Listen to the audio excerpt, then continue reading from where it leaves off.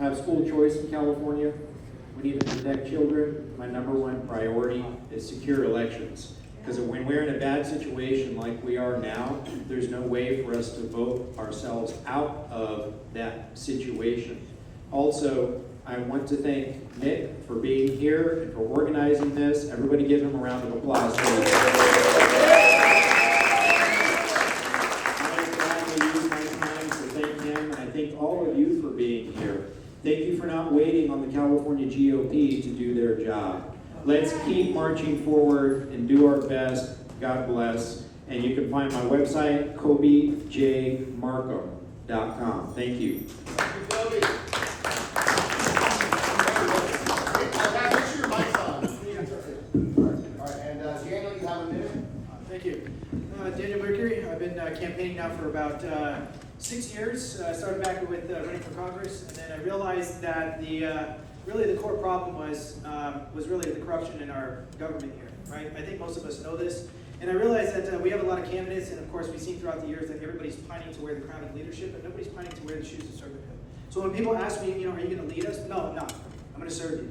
When people say, you got to fight for my civil rights, well, that's a bit of a Marxist statement, because constitutionally, you have unalienable rights. So I'm going to be fighting for your unalienable rights because they're God-given endowments. They can't be taken away. They can't be contracted away.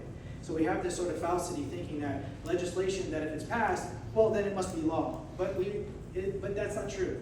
It's falsely operating in the color of law. And there's no accountability. And I define accountability when people who purposely turn their backs on the constituents that they swore to protect to imprison. If you don't do that, what's the point?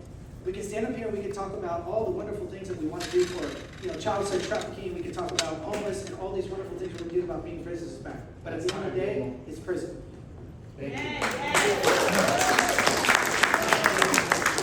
Hey, good evening, everybody. I appreciate everyone coming out tonight. My name is David Serpa. I'm a United States Marine Corps combat veteran. I'm a business owner. And I wrote a couple of books called Common Sense for California, A Guide to the New Revolution. I am a nationalist running as a Republican in this race. I believe in putting Americans first, putting America first, America only, not spending a single dollar on foreign aid in Ukraine and Israel and Iran.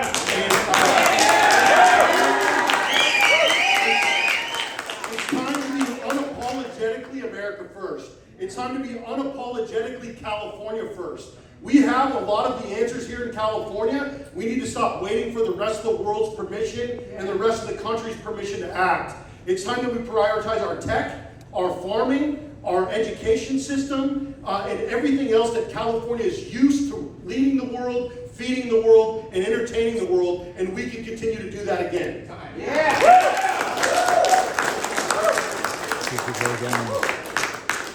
Good evening, everybody. Thank you so much for being here tonight. I am not your typical politician. I am a scientist with 30 years of experience in the infrastructure energy development. I am here because I know how to solve problems. I have been doing it for 30 years. I find real solution for real problems within budget, which is key. My goal here as a moderate Republican, I am not an extremist to the right or extremist to the left.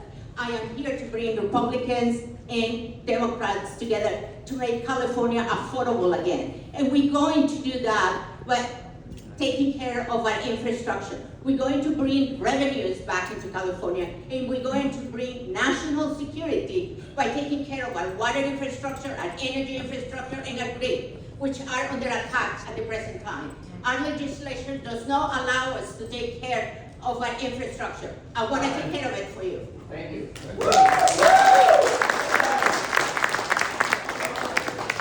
Hi, my name is Jim Athens. Is this on? It's on. No. Okay. Jim Athens. I'm in this contest. I mean, this may sound cliche, but I'm in this contest to make a difference. I'm in this contest because I care. I think that California and this nation is a little farther along as far as how far we've declined. I read once that California, places like Los Angeles, are basically in a state of controlled anarchy. I live in Los Angeles. I totally agree. So I think it's time that we get serious about all these problems. I have a unique perspective as a realtor and a developer, and I have a prosperity zones, which is kind of like opportunity zones on steroids, and I'm going to bring fresh energy to kind of rebuild our economy. Thank you, Jim.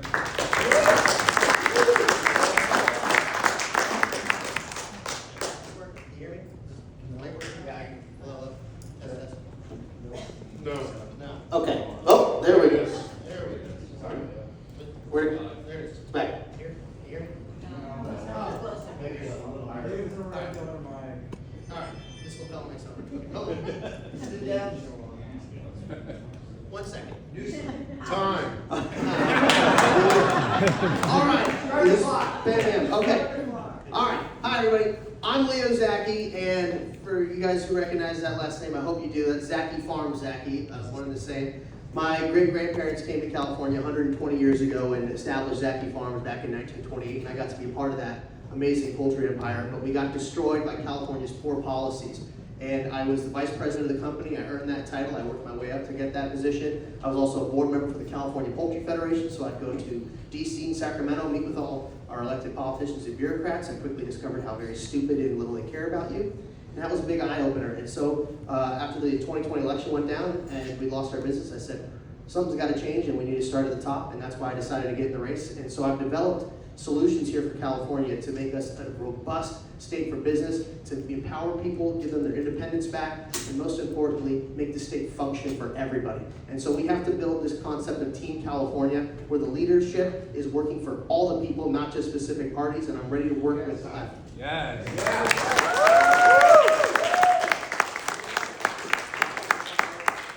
Hi, my name is Mark Anthony Allen. I'm a native Californian, small business owner. Business is my background. I intend to be your next governor. This election is not about partisan party politics, nor should we make it about partisan politics. This election is about good and evil, about strength versus weakness.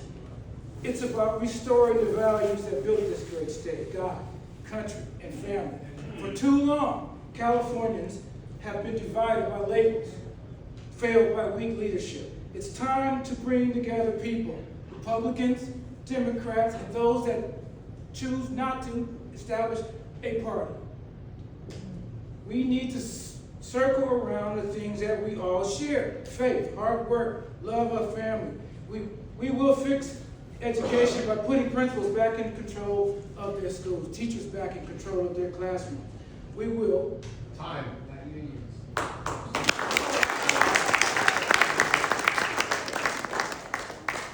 Good evening, my name is Ryan Tillman. I'm born and raised here in California. I love this place. Nobody ever leaves this place because it's an ugly state. But growing up, I grew up without liking law enforcement. I couldn't stand law enforcement. When I got older and got married to my beautiful wife and had 3 beautiful kids, I ended up becoming a police officer, something that I despise the most. And in my role as a police officer, I got to understand the what, the why, and the how of what we do and why we do it. I got rid of the manipulation that I had and started realizing that we need public safety. And being an officer, I got to see firsthand what was going on and why we were struggling as Californians, and that's what drove me into this election. Me and my wife almost moved to Texas because we can't stand the state of affairs that's going on here. So I made my promise. I said, instead of leaving this state like so many have, I'm choosing to fight for this state. I believe that we can go back to the California that we all believe in, and I believe that the best days of California are way ahead of us. We have to learn how to bridge that gap, go to the left, go to the right, and win the state back together. My name is Ryan Tillman. I'm running for governor in 2026.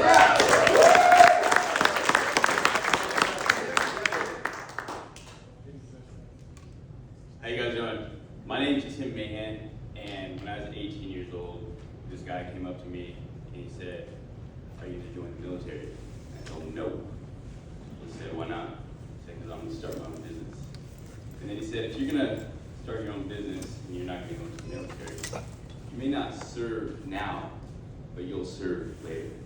And I didn't know what he meant by that. And then, over the course of 30 years plus in business, I now know what he was talking about. You see, in order for anybody to be qualified to become governor of California, you have to have experience in life. You have to have done, and I've done a lot. My background is in contracting. I'm a general contractor, and my specialty is getting people together to get things done. So my whole plan is going to be based on lowering the cost of living, raising the quality of life, and it's going to be strongly. Thank you.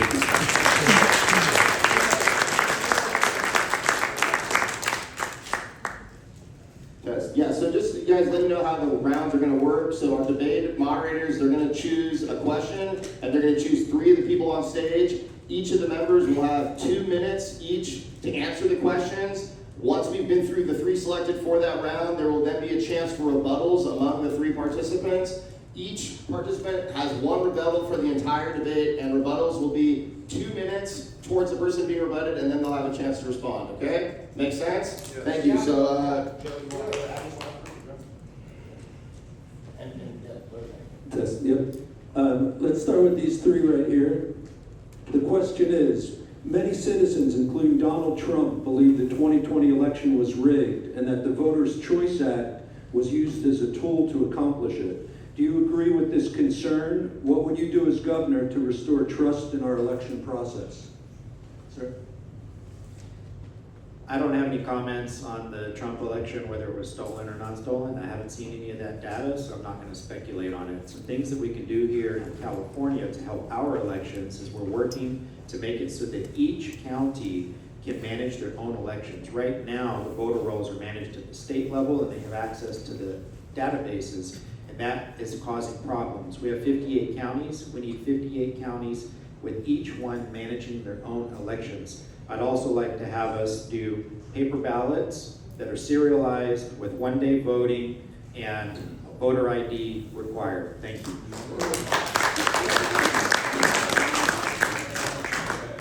Daniel, you got 2 minutes? I have 2 minutes. Oh, Yeah, 2 minutes. And I'm starting my own clock too, so I can watch it. Yes, first I looked at the data. So, without a doubt, the 2020 was 100% rigged and stolen.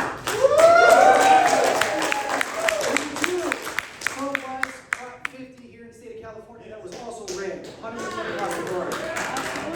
Let's also look at the fact that when we talk about voter integrity, yes, we have a big problem here with a lot of illegal aliens voting that are claimed that they're supposed to be part of our community. They are not. This is designed to inflate the voter roll. Under my administration, 1, we're going to ensure that if you're illegal, you don't get to vote. Number 2, yeah, we're going to have voter ID. But one of the things that I think is also key is that we need to purge the voter rolls yearly. And this is a huge importance because dead people can't come and re-register. Illegal aliens aren't going to make their presence known. People who moved out aren't going to get a ballot. And of course, this ensures that if you want to participate in your government, you're going to re-register. And if you don't, you have nothing to say. Sit down and do not talk, because other people who love this California, who love this country, are going to participate, and they will make the effort to actually ensure that they're going to re-register. We also have a problem with chain of custody. We have a problem with people not actually ensuring that we have enough poll watching, and we need to involve our military and our local sheriffs to ensure that we are making sure that our ballots are counted properly. These are just some of the few things that we're going to take care of here to reinstitute our faith back into voting, and we're going to make sure we get rid of the machines. There's not going to be any more machines. We can maybe incorporate some blockchain technology, but it still needs to be associated with paper ballots. And there's a way to do this. There's a way to mitigate all of this, but we have to enshrine these protocols across the state, because as a candidate, here's the thing. Every county does it slightly differently, and they're not supposed to, yet they do. And this is a problem because it allows for some type of stealing or rigging of some kind when it comes to our elections or propositions or referendum. We need to enshrine this properly so that every vote is counted.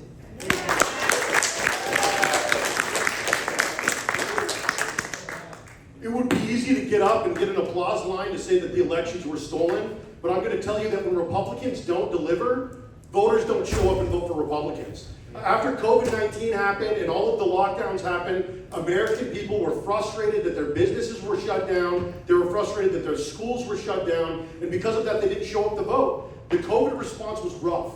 The fact that the deficit continued to balloon under President Trump in his first term, and again here in his second term, is a problem. The fact that foreign spending has continued to be a problem. The fact that we cut $4 billion from SNAP when we had 40 million people, 10% of this country is collecting SNAP benefits. That tells me that there's something fundamentally wrong with the way that our country is structured right now. And 17 million of those recipients are children. And if we're gonna cut $4 billion from SNAP, don't send $40 billion to Argentina. Don't send $40 billion to Israel. Don't send $40 billion to Iran. America first, America only. What we should be doing is, instead of looking to move our elections in the past, we should say California is a technology state. We've always led the country in technology. So why are we going into the past with paper ballots and smoke signals and cave paintings? Instead, what we should be doing is getting people to vote on a blockchain, on an app, on their phone, instantaneously, tracking it the same way that we do your money in the stock market. Because if you show up for the people will show up for you. And if we get the Secretary of State's office in control, then veterans will be able to identify as veterans on the ballot. We'll be able to clean the voter rolls, like Mr. Mercury was saying, and we'll stop being in a situation where 3% of all ballots in the state of California have to be cured. So we need to clean up the voter rolls. We need to move our technology and our elections into the future, and we need to get government on an app. So it's not $800 to register your car, it's 80 cents in the palm of your hand. All right.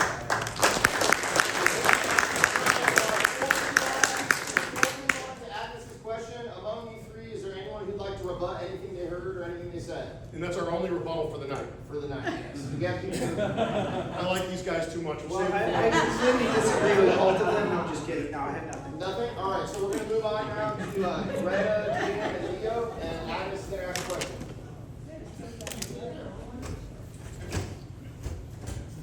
I want to wish each one of you good luck on your run. In your capacity as governor, if elected, what measures would you take to address the concerns of many California residents regarding the integrity of our elections in the state of California? Okay, I'll go for that one. One of the things that we're working, the candidates and I got together a couple of weeks ago. And one of the things that we did is we had a meeting with Dr. Frank. He is one of those that has spent the last 7 or 8 years looking at the register. And one of the things that he has shown is that there is some phantom votes, meaning there is a number of people registered and there is more than the number of people registered that actually shows up to vote. However, after that meeting, I went back and I did some research. And there is a guy with the name Mr. Henderson. And one of the things that he does, he refutes that, and he says that it was a discrepancy in the databases. At this point, there hasn't been any institution or any court at all that actually supports that those phantom ballots exist. So at this point, I have to say that what I will do as a governor of California is I will work with the state, with the Secretary of State of California, because the governor does not have the right to dictate how we're going to do the election.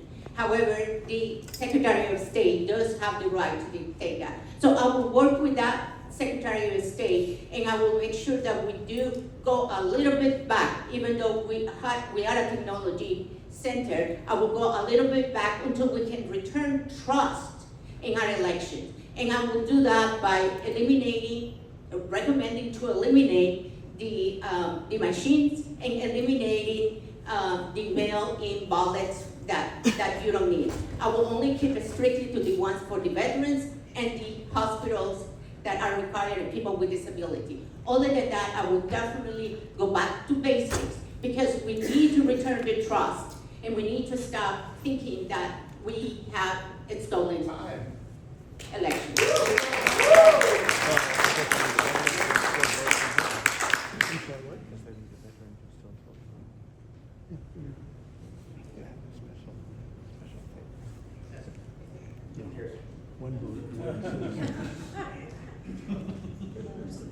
Okay, so honestly, short of just me repeating exactly what they said, honestly, as governor, I tell you, I'd be on top of any election fraud. I can tell you that, but I can tell you my campaign is more about what to do with the homeless. We're gonna pay attention to that stuff. I can repeat it. I can cite verbatim what they said. But what to do with the homeless? What to do with crime? What to do with illegal immigration? I have a pro-life pledge that I'm trying to get all the candidates, and you guys can sign it too, that says we're going to make whatever decisions we make for life in the Republican Party. Do you want me to rehearse their answers? Can I be candid? It's just going to be the same thing. But we're going to do the same exact thing that they're talking about. So why are we going down the road with the same stuff? So I also have some fresh ideas for building the economy. I have a prosperity zone initiative that's kind of like opportunity zones on steroids, in which you transplant an economy. These are things I want to talk about. So at the risk of sounding and getting frustrated with this whole thing, I don't want to answer that question. We're going to do our best with that. But there's bigger things at stake right now.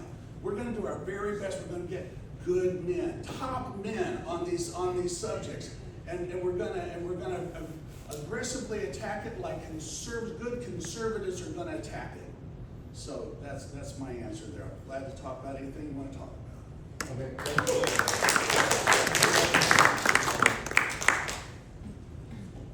So the question is about restoring trust, correct? So I mean, we know that there's a problem in the election system, and we've all been discussing it. We know we need to have same day, in-person voting with voter ID. These are all basic things that we have to have. And yes, we do need a Secretary of State to make that actually go through. As governor, I will advocate very strongly for all those things. But I've already been working with people who can help make secure paper ballots. A very good friend of mine out of Nevada, Jim Marchand, who ran for Senate there, he's developed a fantastic ballot. It's got 26 different security measures into it, clay into the paper, specific paper, all this stuff to get it made from a company that produces currency for other third world nations. There's all this technology and hardware stuff that we can actually implement. Obviously, the voter rolls are hyperinflated. We know that's a big problem. We know the machines are full of holes. We know that they say they're not connected to the internet, but of course they're connected to the internet. We've seen all these issues, and we have to make single day in-person voting a thing. No more unsolicited mail-in ballots, but it takes a lot of team effort to make this happen. As it's alluded, we can't just do it on our own. But the people being properly informed can help push that. We can get these as ballot measures to help push this forward to make sure that the legislature gets this into place and gets it onto the desk of people like the Secretary of State. There's a lot of things that can be done. Obviously, purging the voter rolls, archiving the voter rolls, auditing them. We have to do this. And I know a lot of people have feelings about the 2020 election. There's no doubt that there was problems all around the country. We should hold an audit about what happened on that election. That information is still there. They're supposed to hold those ballots for 10 years. We need to look into it. People want answers. It's about creating trust again. We have to have transparency in government. And when I talk about transparency, we need to have that across all levels. I want people to be able to go to a website that actually works, where you can look up the budgets of all these different agencies and entities within the state and just interact with an AI that can pull it up for you. You want to know what a sheriff's department is spending? You want to know what your county is doing? Easy to find. There you go. Yeah.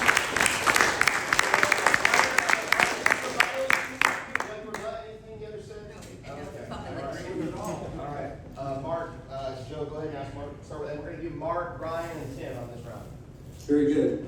California's homeless crisis is one of the worst in the country.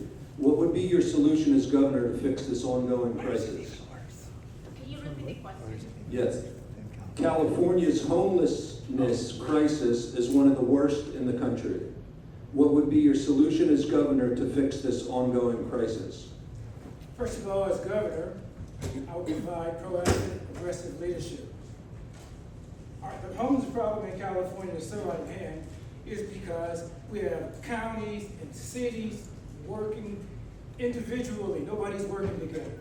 What we need is a macro plan.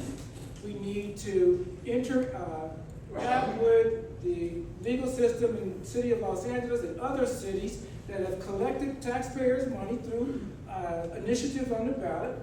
They've misused the funds, and we've spent what? Close to $20 billion? $22 billion, and the problem has gotten nothing but worse. That is the absence of leadership. What we need is facilities, 3, 4, 5, throughout the state of California. Those facilities need to be run by the institutions, the private institutions that have done this for years successfully, like the Los Angeles Mission. They've been successful, period. They have restored lives. Why is government trying to do this? We can't do it. We cannot do it. It's not our job.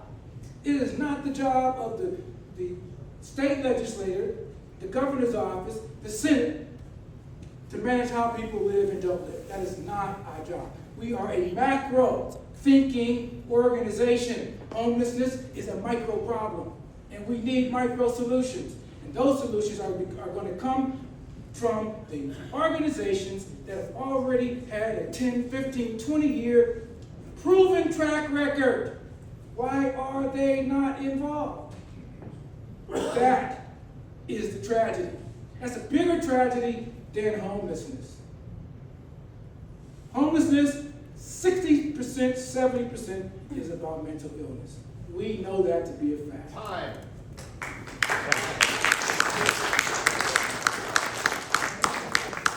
So my role as a police officer, I got to work in the quality of life unit for about 2 years, which specifically dealt with the homeless.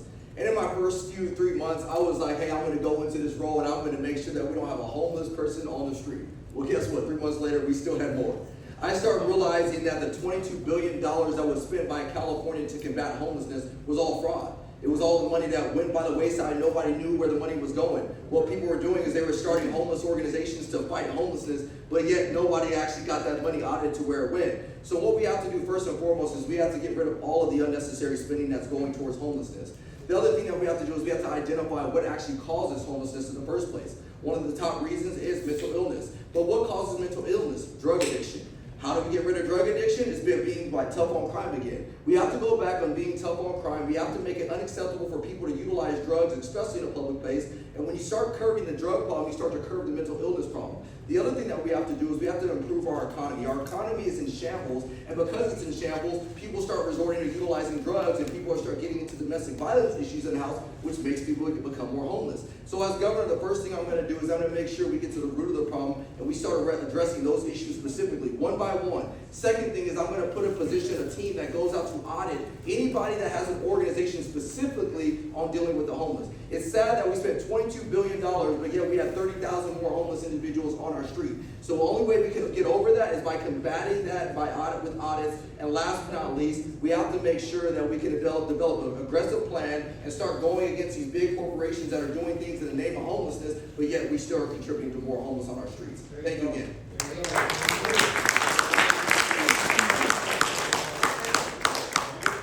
Yeah. Hey guys. So in 2018, I actually was homeless.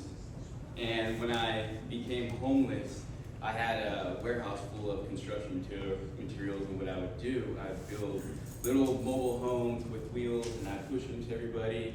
And I was like, yeah, I'm solving homeless. And then I'd go check up on them the next day, and they were shooting heroin inside it. And I was like, oh man, I just gave them a place to be comfortable, to get high.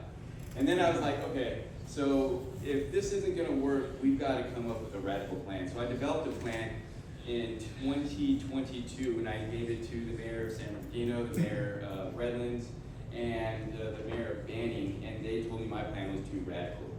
And what it was basically, you have a team of people that go and you pull the people out that just made a couple bad decisions, that just got stuck, and now everybody in society looks down upon them, and it's hard for them to get out because they stink, and they don't want to, people don't want to hire them and all that stuff. So you get them out of there. And then second thing you do, you set up a perimeter, and you set up beds and cots, and you turn it into a mental health wellness program where they go and they stay there. You get them yoga practice and all kinds of nutrition. You start healing them. And since it's a mental health issue, I used to work for EMR, and if a person couldn't give us a specific answers to questions, you could deem them as 50-50 and take them in and do whatever. So first of all, you got to get the ones out and get them help that want to get help, and then second of all, you got to set up a perimeter and put them in a space, because you can't have no drugs come in there. Because if you have drugs come in, it's going to continue to get worse. So when I would see them shooting up heroin in these houses, I would just observe everything, and then the drug dealers would just come around on bicycles, give them their dope, and I was like, oh, okay, that's how you guys work, okay. See, that's what I'm saying. You guys need somebody with experience, somebody that has been in the trenches and has seen everything. I know how it all works. All right, thank you, Mayor.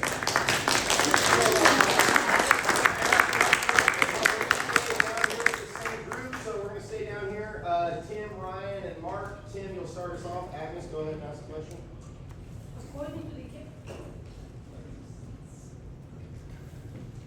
According to the California Department of Water Resources, 40% of our state is currently experiencing drought-like conditions. As governor, could you please explain or outline your plans to improve California water crisis? That's a good question, thank you. To be honest, I don't know too much about this subject right now, but I will when you guys elect, before you elect me, we start doing more stuff. But what I can say is this. California does prohibit people from collecting rainwater. And when I was a kid in school, they were saying, don't collect the rainwater because it's acid rain and stuff like that. I never knew what they meant. And now you see in the skies that they are seeding the clouds, doing weather manipulation and stuff like that. And then if you live where I live in Kaisa and Mentone, you look at all the fruit, you see like little black pits on all of the fruit. So it makes me wonder, it makes me think like, okay, are they deliberately getting rid of the water because it's not good for us? They don't really have capacity to filter it, so it's safe to drink. Because if you think about what's going in the sky, it's going in, they're seeding above the clouds when it's raining, so it's going into the rainwater, it's going into everything. So before I say, hey, this is my plan, I want to know if the water is safe to drink. Is there a reason why they're letting it all out? I don't know those answers. So before I say, hey, this is going to be my plan, I want to have all the facts first before I say, hey, this is what we're going to do. Because that's how my mind works. I get all the data, I compute everything, I put it all together, I get the right people, and then we make a plan and then we execute it.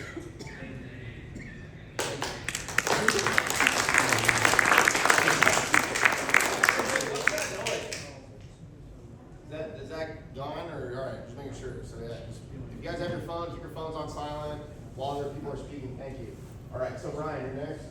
Yeah, so California doesn't have a drought problem, we have a water storage problem. They've always said that, it's been the same for years. We don't have a water problem, we have a water storage issue. What we have to do is we have to start diverting some of the resources in order to combat these issues. I have a great mentor of mine, his name is Gordon Graham, and he's a risk management expert. And one of his sayings is, predictable is preventable. And sadly, those fires that we just experienced last year were predictable and they should have been prevented. And sadly, they weren't. And so what we have to do is we have to go back and start looking at some of the reservoirs and how we could hold water.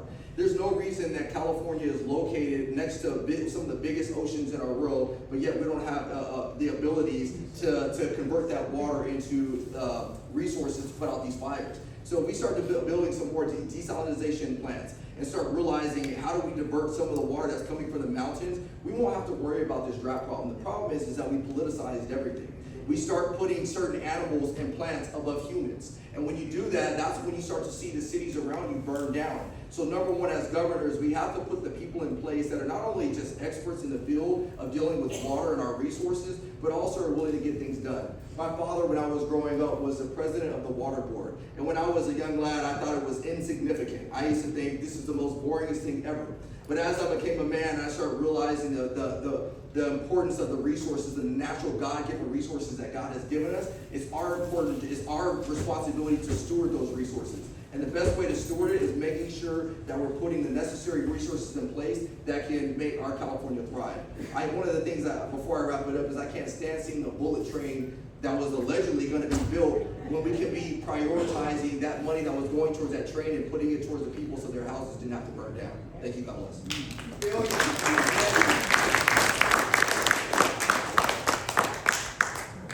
Ryan is exactly right. Water should not be a political issue, but it is.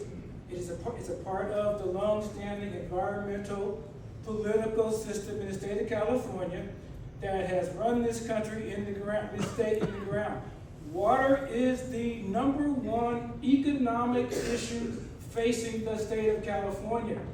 What am I going to do first as governor? The first thing I'm going to do is I'm going to plug up that big hole on the other side of Yuba City that allows the water coming down from Canada that runs down and runs back out into the ocean. I'm going to plug that hole up first. Second of all, I am going to remove that dumb fish in the Delta, in the Sacramento Delta, the Delta smelt, which is not even a native to that area. It's a native to the Sacramento, northern Sacramento area. For the last 20 years, our environmental departments have been removing the indigenous, or returning the indigenous fish to the Sierra Mountains. They're removing all the trout that are not indigenous to that area. So why are we allowing this smelt to exist in the California Sacramento Delta? It's not even its native home. Let's remove it and allow that water to flow. Water is the #1 issue in the state of California. Our largest industry is the agricultural industry. No water, no jobs. No water, no schools. No water, no safety. Water is our life. Period. We're going to put an end to environmental politics, and water will become an economic issue and not a political issue.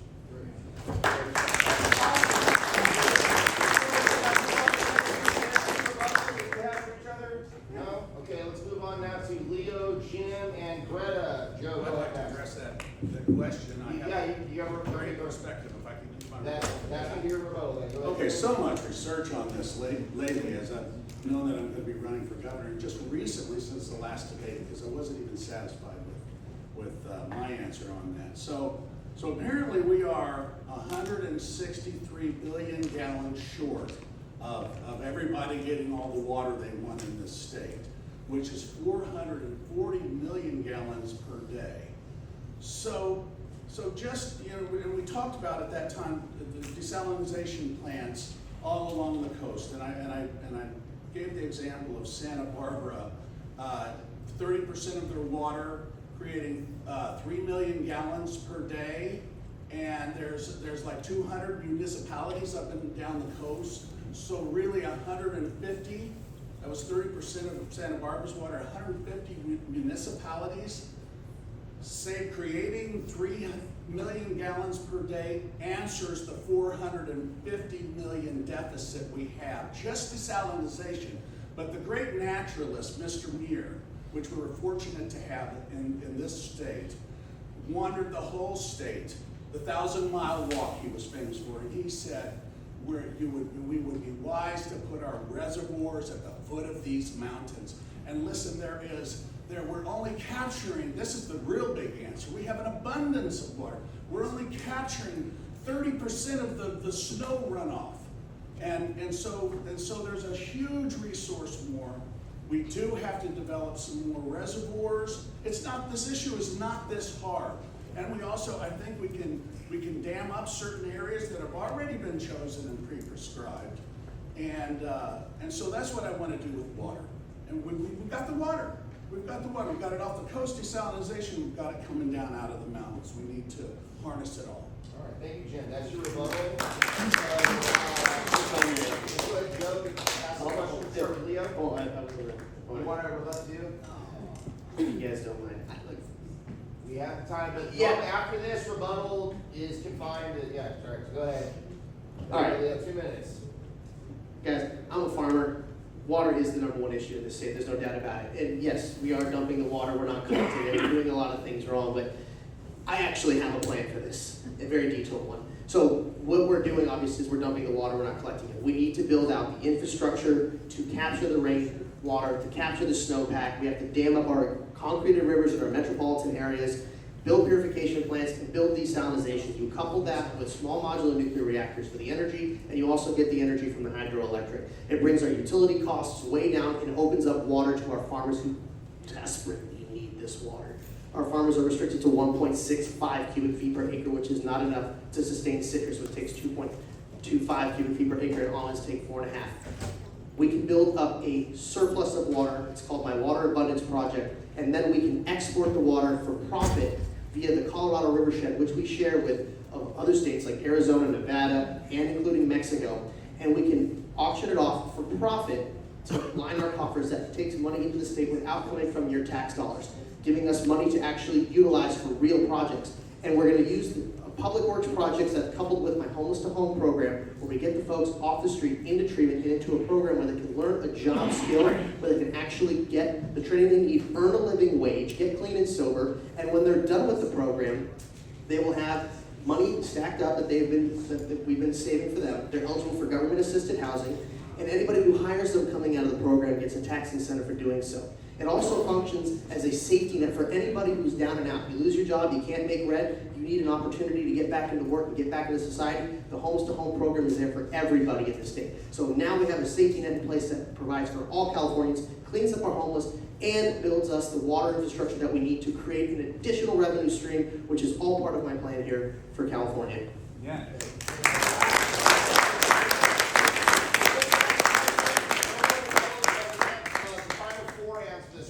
Greta, and then David, Daniel, and Cody. Okay, so Joe, go ahead and ask. According to California Debt Watch, California is over $2 trillion in debt with another $500 billion in unfunded liabilities. If elected as governor, how would you work to tackle this financial crisis? I love that question because I really have a plan for it. There is basically 3 steps that we're going to have to do. The very first is going to be tax reform. And I want to elaborate a little bit on this because on Sunday I was listening to Katie Potter, and one of the things that she answered to one of the questions that was asked about how to bring revenues to California, she says we're going to tax the rich. I was like, oh my God, is that really her plan? But that's what she said. When I talk about tax reform, I'm not talking about taxing one specific group. I am talking about having a flat tax rate. So we all, each and every one of us has the opportunity to participate.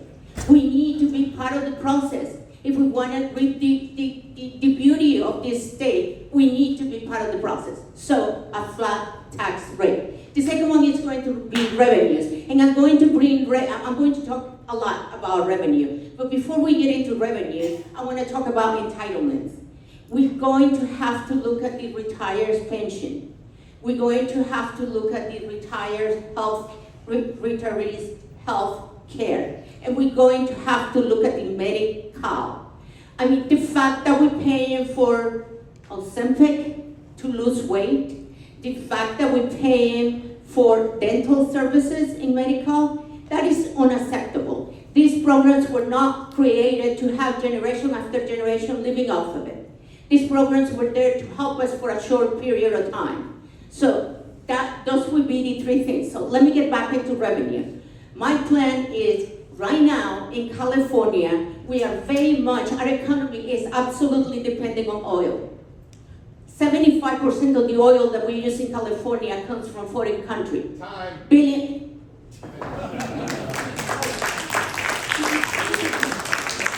Yeah, so Californians pay $1.12 trillion every year in tax revenue. And $806 billion of that leaves the state of California, and we are left with $321 billion is our annual budget. Why is 73% of our tax revenue leaving the state of California? America is built on tax rebellion, and yet we're paying 2% in property taxes, we're paying sales tax, we're paying income tax, we're paying more in taxes and interest and in usury than we are paying towards the principal of our homes at this point. And so how do we address this? Well, we address this with the sort of tax rebellion that this country was founded on. We address this by attacking the income tax, by attacking property tax, by returning more money to the people. You want a budget surplus, give people their own money to spend the way that they see fit. I'm a nationalist, and being a nationalist, I believe in what's good for my neighbors. I believe in America first and Americans first. I believe that good policy rises all boats, and that we don't need to get lost in the culture war. And as a nationalist, we should be in a budget surplus. I'm a business guy. Run the executive branch like a business. We have 600 active oil and gas permits on 200,000 acres in the state of California on Bureau of Land Management land. We have so much oil in California that we have more than Saudi Arabia, we have more than Venezuela. We should be paying 98 cents a gallon, not $5 a gallon. And we have so much oil, so much nuclear energy, and so much water that we sell it to our water, energy, oil poor neighbors because they're not going to stop building cities and towns in the desert. So let's make sure that that surplus creates dividends and that we get those dividends back to people, because it's time to start banking on abundance, not just capitalizing on scarcity. Thank you.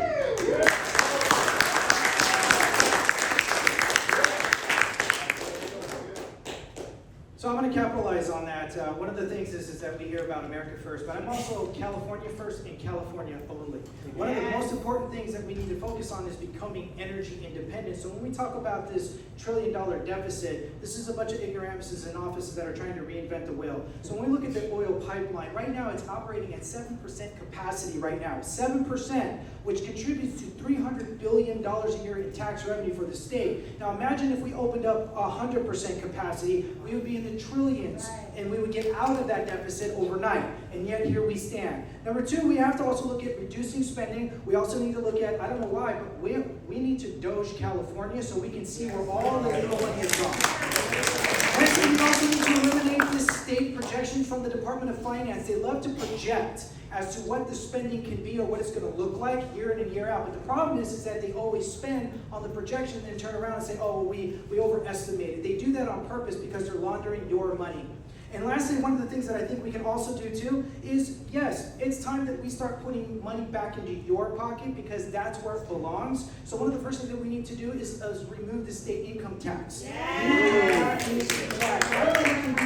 Reinstitute it back into your home so that then you can reinvest into your own community, your own small business, and then you can expand. What does that do? It creates jobs, it creates more revenue for the state, and it keeps the state in line with the limitation of powers of duties, imposts, and excises. This is a very simple process, but again, you have a bunch of people in office that are just focusing on the big three: income, sales, and corporate. But there's so much more that we can do, and of course I'm out of time, but I just want to let you know the money belongs to you. The money has to stay with the people, because that's how we're supposed to be. We're supposed to be a tax-free nation, not an overtaxed, quadruple tax without representation. You put me in office, it's exactly what you're going to get overnight.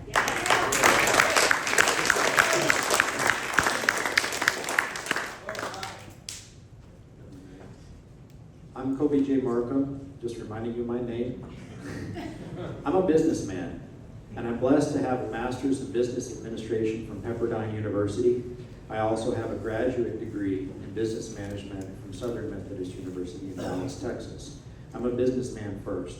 And when I look at the finances that we have happening in California, I wouldn't even call those finances, because it's being mismanaged so poorly. A couple of things that we can do. The governor has line item veto power on the bills that come to his desk for appropriations for each department. There are some departments like the California Coastal Commission, CARB, etc. Some of them, 100% of their budget comes from the governor approving that. Some of them is just 20 to 30%. So those some areas where we can start cutting some costs with those line item vetoes. Also, we need to make California a pro-business state. We have to make it so that people can get insurance here. It needs to be less litigious. The more litigious California is, then business owners have an ABC policy when they go to start a new business, anywhere but California. And we need to fix that and work on that. We need to go through a deep audit of all of our books. And I would like, in my opinion, the state of California needs a CEO, a new CEO who operates like a CEO, who does not treat money like it's unlimited, because it is not. They have a fiduciary responsibility to manage your money wisely, and they haven't been doing that. So we need to audit ourselves from top to bottom. We also need to start generating money. It's not just about saving money and cutting money. It's also about generating money, and that's what you do when you're a business. Thank you. Our final round of questions, and then we'll be open to Q&A. Okay, so let's let's, actually, we'll leave it active so you can choose the three candidates at your discretion, okay? Leo Zaki, Mr. Sorba, and Ryan. Yes, ma'am. You three? Yep, that's it. What proposals or policies do you suggest to mitigate the damage caused by anti-immigration enforcement legislation in our state, like SB 54, and healthcare for illegal aliens? Who you want to start, Ryan, on that? We can start. Ryan, okay, so Ryan, you got 2 minutes? Awesome, thank you so much. First and foremost, as it relates to that question, we have to realize that California should be first, not anybody else from any other country. I'm sorry. That's just how it should be. But we also have to realize that they have also over-politicized this whole topic about immigration. And the way they did that was by passing these sanctuary city laws. There's no reason why federal immigration services, ICE, shouldn't be working with our local and state officials as it relates to our city police officials. You know, one of the things that people don't understand is how it works. As a police officer, if I arrested somebody who was an illegal immigrant, the first thing that would happen is we take them to county jail. The way it should work is I should come to the county jail and pick that person up from the county jail. But because of the sanctuary laws, what happens is that person goes back to the street, and now the ICE agents have to go to the graduations, have to go to the parties in order to pick them up. And so if we start contributing to a better working relationship with federal immigration and state officials, and start empowering our local law enforcement leaders, start empowering the chiefs of police, then we can now get rid of the sanctuary laws and we can start doing this the right way. The last thing I believe is I do believe in compassion. I do believe having a heart. I believe that those that have been here for a while, let's work on getting them a streamlined process. That means that we're going to give you 1.5 years to get your stuff together. And if you don't get it together in 1.5 years, then you're gone right away. It doesn't matter. We're now putting accountability measures in place. For those that are violent, offending criminals that are out here terrorizing our communities, they're gone right away. And now with technology, we can streamline the immigration process. Why is it that California can't lead the process and lead the way as it relates to immigration reform? I believe we can walk and chew gum at the same time. I believe that we over-politicize this topic, and I believe we can make great strides if we implement the things that I've just said. Thank you. God bless. 2 minutes? Yeah, the sanctuary state policy has been so detrimental to all of us here in California, and it needs to be done away with. Things like SB 54 add tons and tons of paperwork to our law officers that are out there, actually, who we need to have on the street, stopping real criminals and committing real crimes. And it makes a very, very difficult thing for our cops to do. We need to have our federal agencies coming in and doing their job, and I support them coming in and helping get rid of the illegal immigrants that we have here. But we do need to have a pathway to citizenship for those that have been here doing the right thing for a long time. Not the people that came in during the Biden administration in this last big wave of illegal migrants. There's a big, if we kick all of them out, we're gonna have a lot of issues. We have to find a way to streamline the process for those folks. Give them that venue, that avenue to do it, but there has to be a time limit for it. It's not, we can't give it to everybody. Not everybody's gonna be entitled to it, but we need to have a way for people to be able to be eligible for it, that have been here, that are properly functioning in our society in the absence of their citizenship status. It is not an easy one, but it's what needs to be happening. But we do need to go after the violent criminals, the people that take lives, like the people that took Agnes's son's life.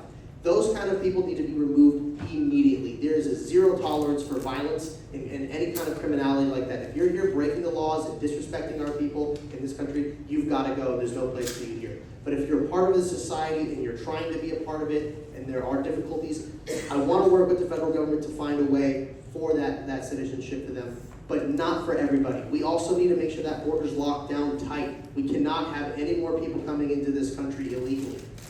It is a problem.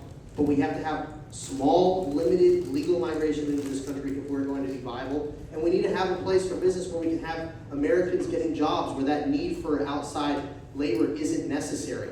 It all has to happen. There's a lot of intricacies with this, but again, we cannot allow rife crime and rampant crime throughout this state. It has to stop, and if they're illegal, you're out of here.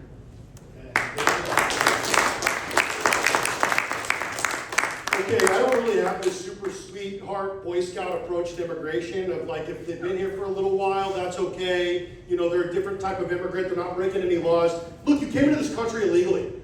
27 to 28% of this country, as bragged about by Governor Newsom, weren't born here. They're immigrants. And I have 5 children that are going to be entering the workforce from 6 years old to 18 years old. And the same sort of opportunities are not there for them that were there for me when I graduated. When you bring in the third world, when you bring in immigrants from the rest of the world, that cuts down on the available housing that you have for your kids. That cuts down on the schooling that you have for your kids. That cuts down on the hospitals that are available for your kids. You cannot give away our entitlements to everyone else in the world and expect there to be anything for our children. 14% of our entitlement programs go to people who did not belong in this country to begin with. Now, there's a difference between that and the people that have been on a student visa for 5, 10, 15 years. If we just granted amnesty to the people that have been here for 5 years or longer, we would increase our state revenue by $21 billion. But what I'm tired of hearing is there needs to be a path to citizenship. When you run a business and you don't know who is working for your business and you are hemorrhaging money, you go on a hiring freeze. You stop bringing people in. And until there is not one American sleeping under a bridge, until our American citizens are educated, are prosperous, our children are buying homes and starting families, I don't want to import one illegal immigrant. Not H-1B visas, not 600,000 Chinese immigrants to our schools. At one point, the California school system was free for Californians. And it's because we weren't depending on foreign money, we weren't importing the rest of the world, and we were training our students to do our jobs here. And that's what I want to do here in the future, is prioritize Californians in California. Yeah!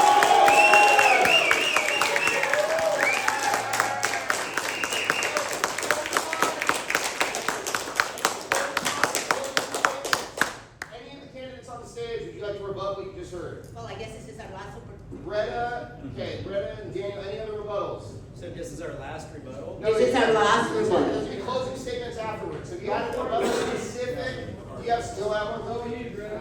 No? Okay, so Daniel, Greta, and Jim, do you want to say something? Sure, yes. Okay, Ryan, you want to say something? Yeah. Okay, all right. So except we have 4 rebuttals, let's keep it to a minute on this one. Okay. All right, so there you go. Go ahead. Okay, what I have to say is that this country was built by legal immigrants. And I totally agree that there has been an invasion of our state. This open border policy has brought a lot of crimes, human trafficking, drugs, and a lot of problems to our authorities. Our goal here is to provide a path for people who are here to work hard, contribute, and make a difference.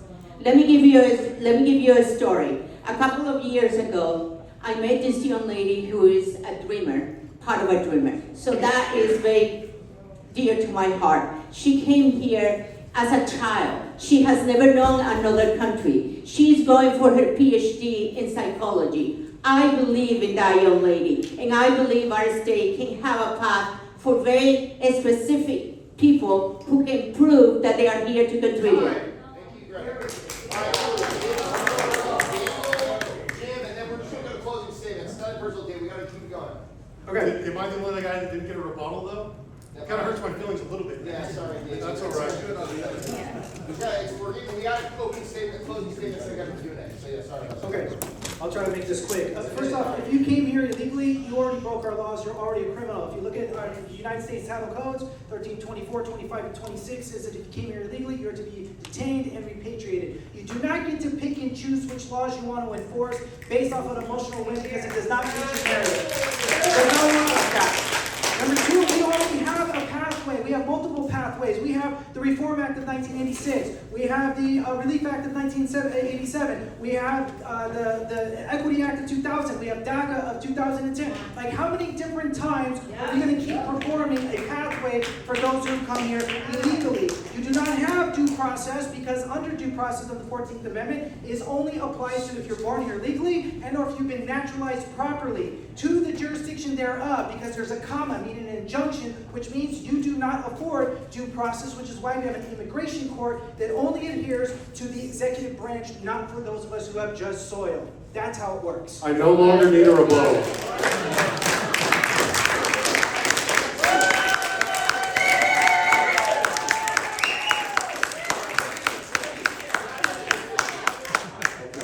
Can you hear me?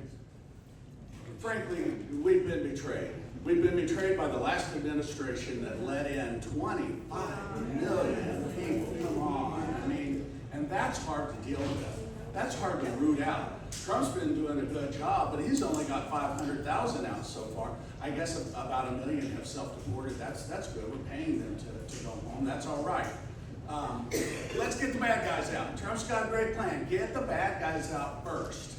We got to get the rapists and the skull crushers and all the horrific people that we've let out from the insane asylums, from the jails that we've let into this country.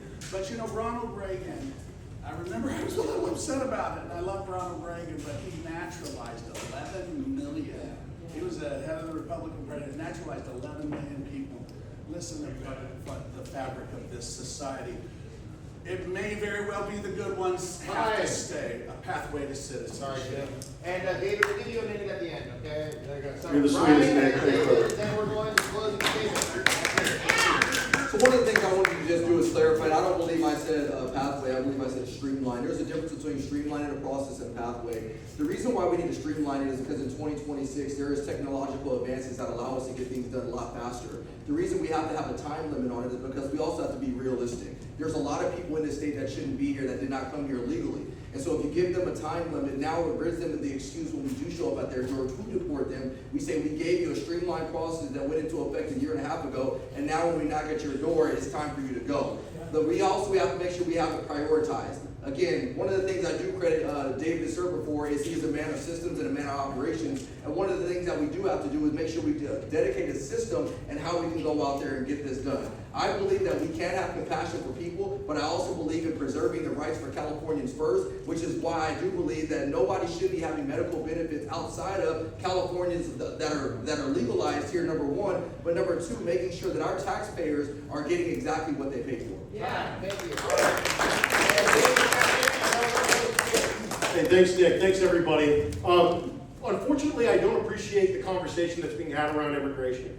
I have 5 children. I want them to do well. And what we need to do is we need to use E-Verify for employment. And if you cannot pass E-Verify, if you're not a citizen, you're not employable in California. We need to do the same thing for housing. If you're not a citizen, if you're not a Californian, you shouldn't be able to get housing in the state of California. But we have a broken way of thinking about it because of the Chamber of Commerce, the shadow economy. We talk about farming and we say, who's going to pick the fruit? Who's going to work in the hotels? If your economy has to depend on slave labor and a shadow economy in order to prop it up, that doesn't work. The answer is a return to small and mid-level farmers, strengthening the USDA loan, making water and energy abundant for our farmers so that we can not only feed Californians, but we feed the rest of the world here again. Thank you.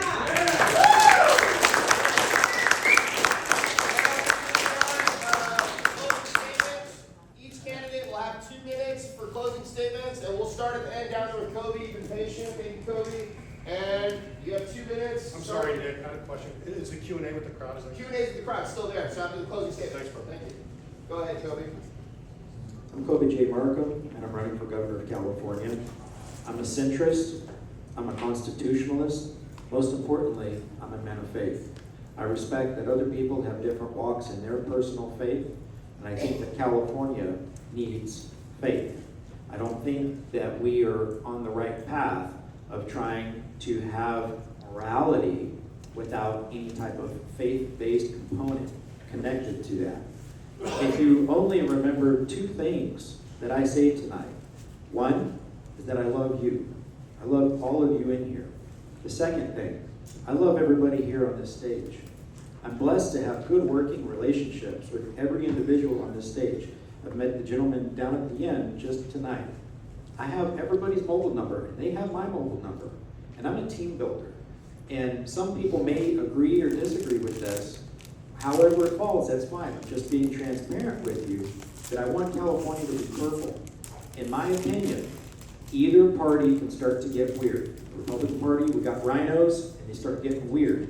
The problems that we have in California right now are because of one-party rule, where there's no system of checks and balances. We have the executive branch, the legislative branch, judicial branch. That is what our country has relied upon and depended upon for over 100 years. And I would like to see a purple California. In my opinion, I think that if we have a conservative government candidate who's going to win in California, they have to pull no party preference voters and pull them hard. We also have to pull Democrat votes for people that feel disenfranchised by their party. And I respect that everybody has a different walk in life, and I just want to let you know that I am a centrist, and we need to follow the U.S. Constitution and the California Constitution. Thank you. Thank you.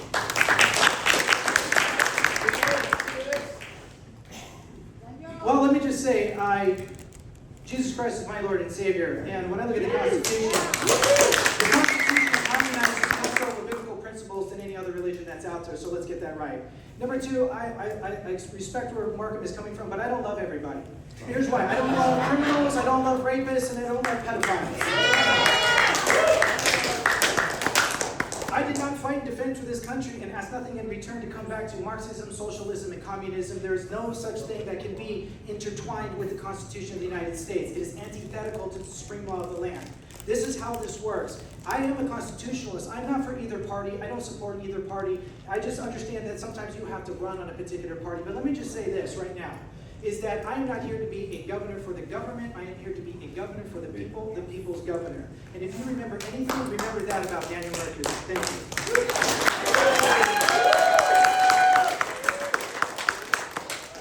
Okay, you.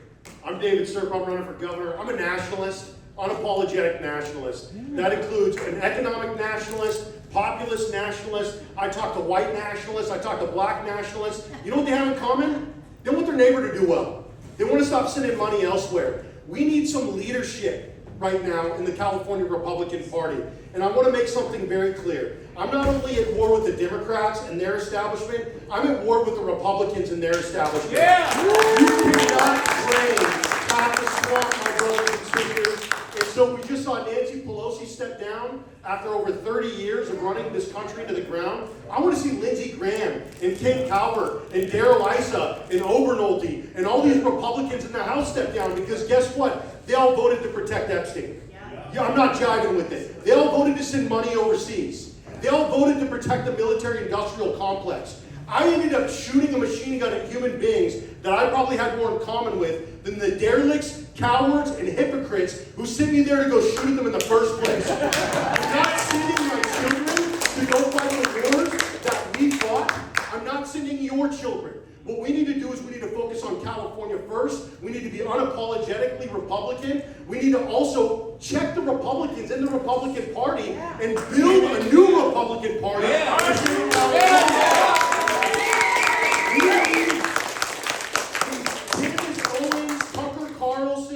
Nick wing of the party to kick out the old dogs and bring in the new blood, because this is where we draw the line.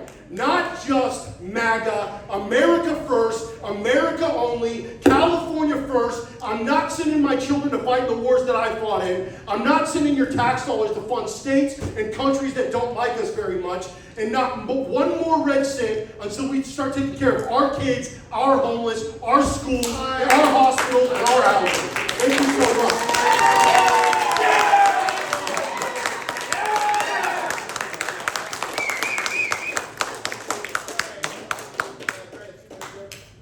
That was well said. I also stand for America first. We are here, we live in this country, and we live in the American dream. And I want everybody else to have the American dream. But however, in the past, we have always hired politicians to run our country. Politicians that don't have the skill to actually take care of our problems and our economy. I'm pretty much a moderate candidate. I bring the right and the left together. I believe the government is here to provide for us, to provide our economy and to keep us safe.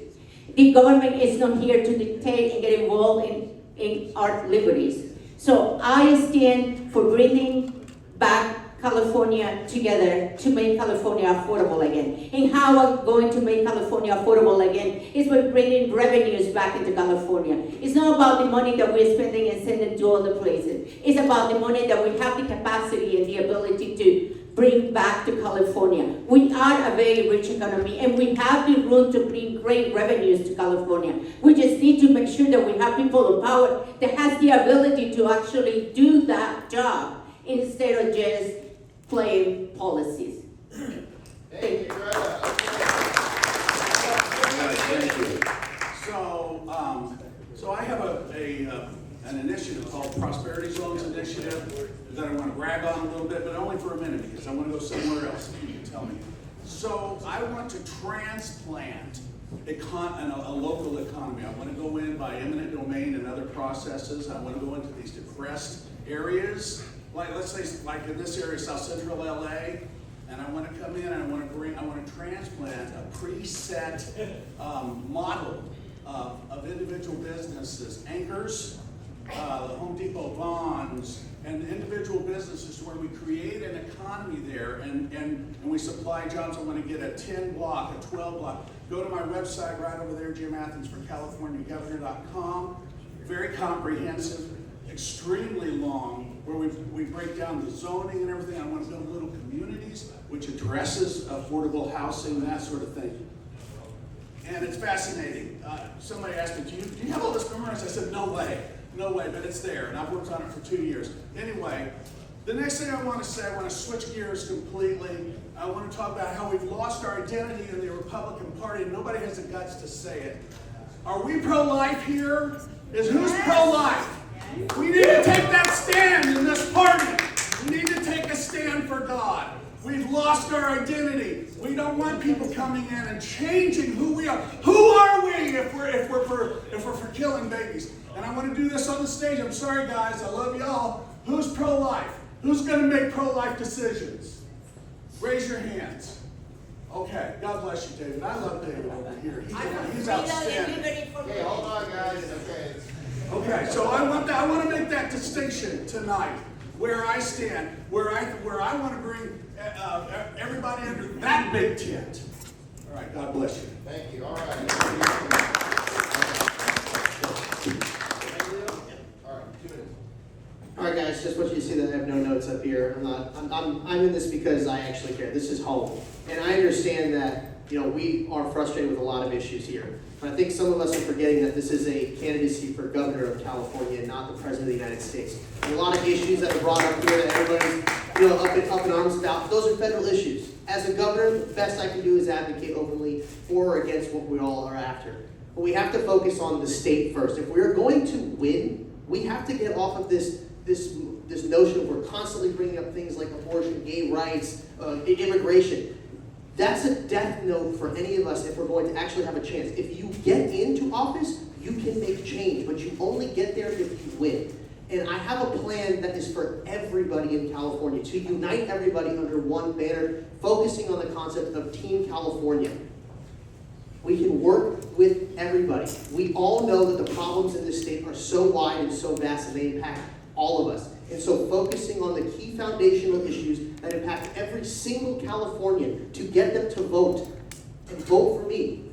That is how we are, well, yes, that's what has to happen. I've got the plans, folks. We've only been asked a myriad of questions, and I have so much more detail to provide all of you when it comes to actually turning the state around and making it productive, making it livable, making it affordable, making it a place where you can raise your kids, and you can get an education with things like school choice. And you don't have to worry about criminality all over the place. And you can start a business easily. And you can get a permit to rebuild your home. But better yet, you don't have to deal with the wildfires because we'll have that under control. These are things that impact everybody. And that is what it's about. It's about representing everybody, not one political party like we've been currently seeing. How the current leadership only works for the one party, the Democrats. We have a lot of problems. We know that the establishment Republicans are holding a lot of us back. We are all outsiders. We are not the mainstream electorate. Why? Because we give a shit. Time. Yeah.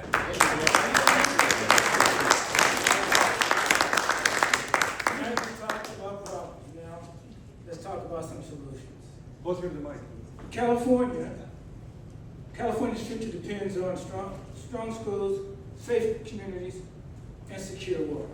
But beyond all policies, this election is about awakening the American abolitionist spirit. The spirit that broke chains, that stood for truth, that chose unity over division. It's time to put ethnic politics to an end. It has helped no one, including the people it was designed to help. The sanctuary laws hurt that community.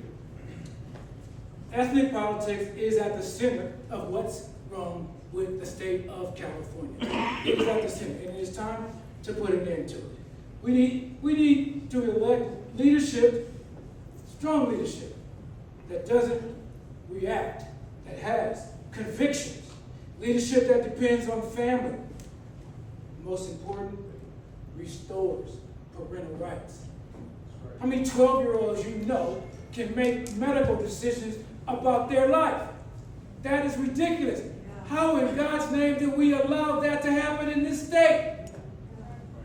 I believe I'm the only candidate in this race that can bring together Democrats, Republicans, and those individuals that decline to stay. I'm going to institute a style of government that encompasses that which Tip O'Neill and President Reagan put into place. And what did they do? They didn't agree on anything, but they respected one another. And together, what did they do? They brought down the wall. They destroyed communism. They broke the back of USR, Russia.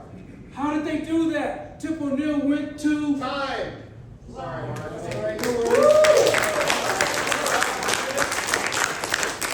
Thank you so much again for your time. I want to start by saying this. The definition of insanity is doing the same thing over and over again, expecting a different result. We can't be surprised that we keep losing every single election because we keep doing the same things over and over again. We talked earlier about election fraud and election integrity, and let me tell you, as governor, I would give you my all to make sure that we can make an integrous system. But I'll tell you this, I want you to imagine a world where you saw Democrats, where you saw Republicans, where you saw independents, where you saw young people get excited by one person, get excited for the same candidate. If you had all those people getting excited about one candidate, let me ask you a question. Do we still have to worry about election integrity at that moment in time? You see, that's our ace of spades right there. And the one thing I want to tell you is, look, Freddie Gilligan said it best. It's far easier to build strong children than it is to repair a broken man. My job is to go out there, educate people on the issues. My top issues, number one, is obviously repairing that economy because everything else comes second. Number two, we also have to make sure we're tough on crime and go back to putting people in jail. Number three, we also have to make sure we give power back to the parents over their kids' education. And number four, we have to make sure we get back to preserving the natural resources, the God-given resources that God has given us. At the end of the day, I'm going to leave you with this before I wrap it up. There's only one way to victory, and I'm a realist. And I've been on a team my whole life by playing Division I college football. We at some point in time have to make sure we consolidate and get behind, we believe, who the best person it is to lead this California state together in the right direction. This is our once-in-a-life opportunity. If we don't capitalize on it now, we will miss this opportunity. So we need to join together, band together as one team, and take our state back. Thank you so much, and God bless.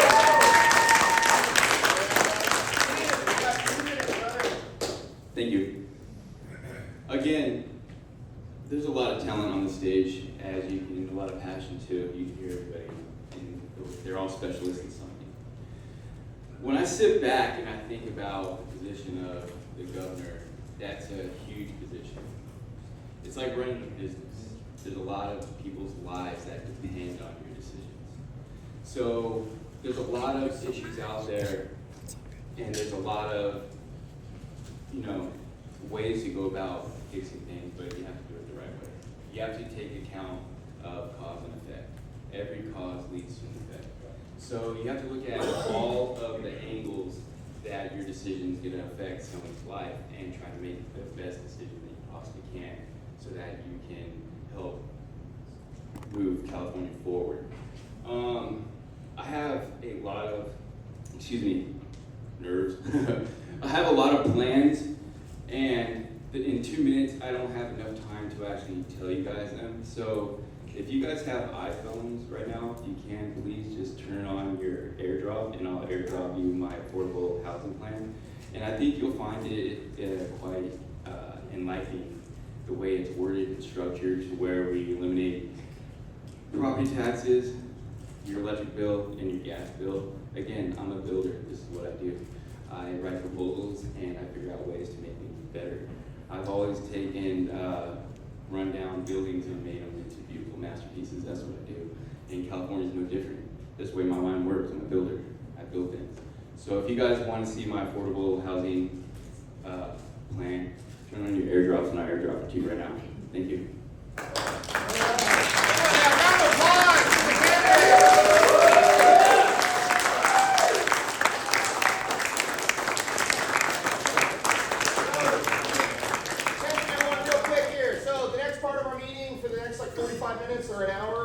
the room till 9:30.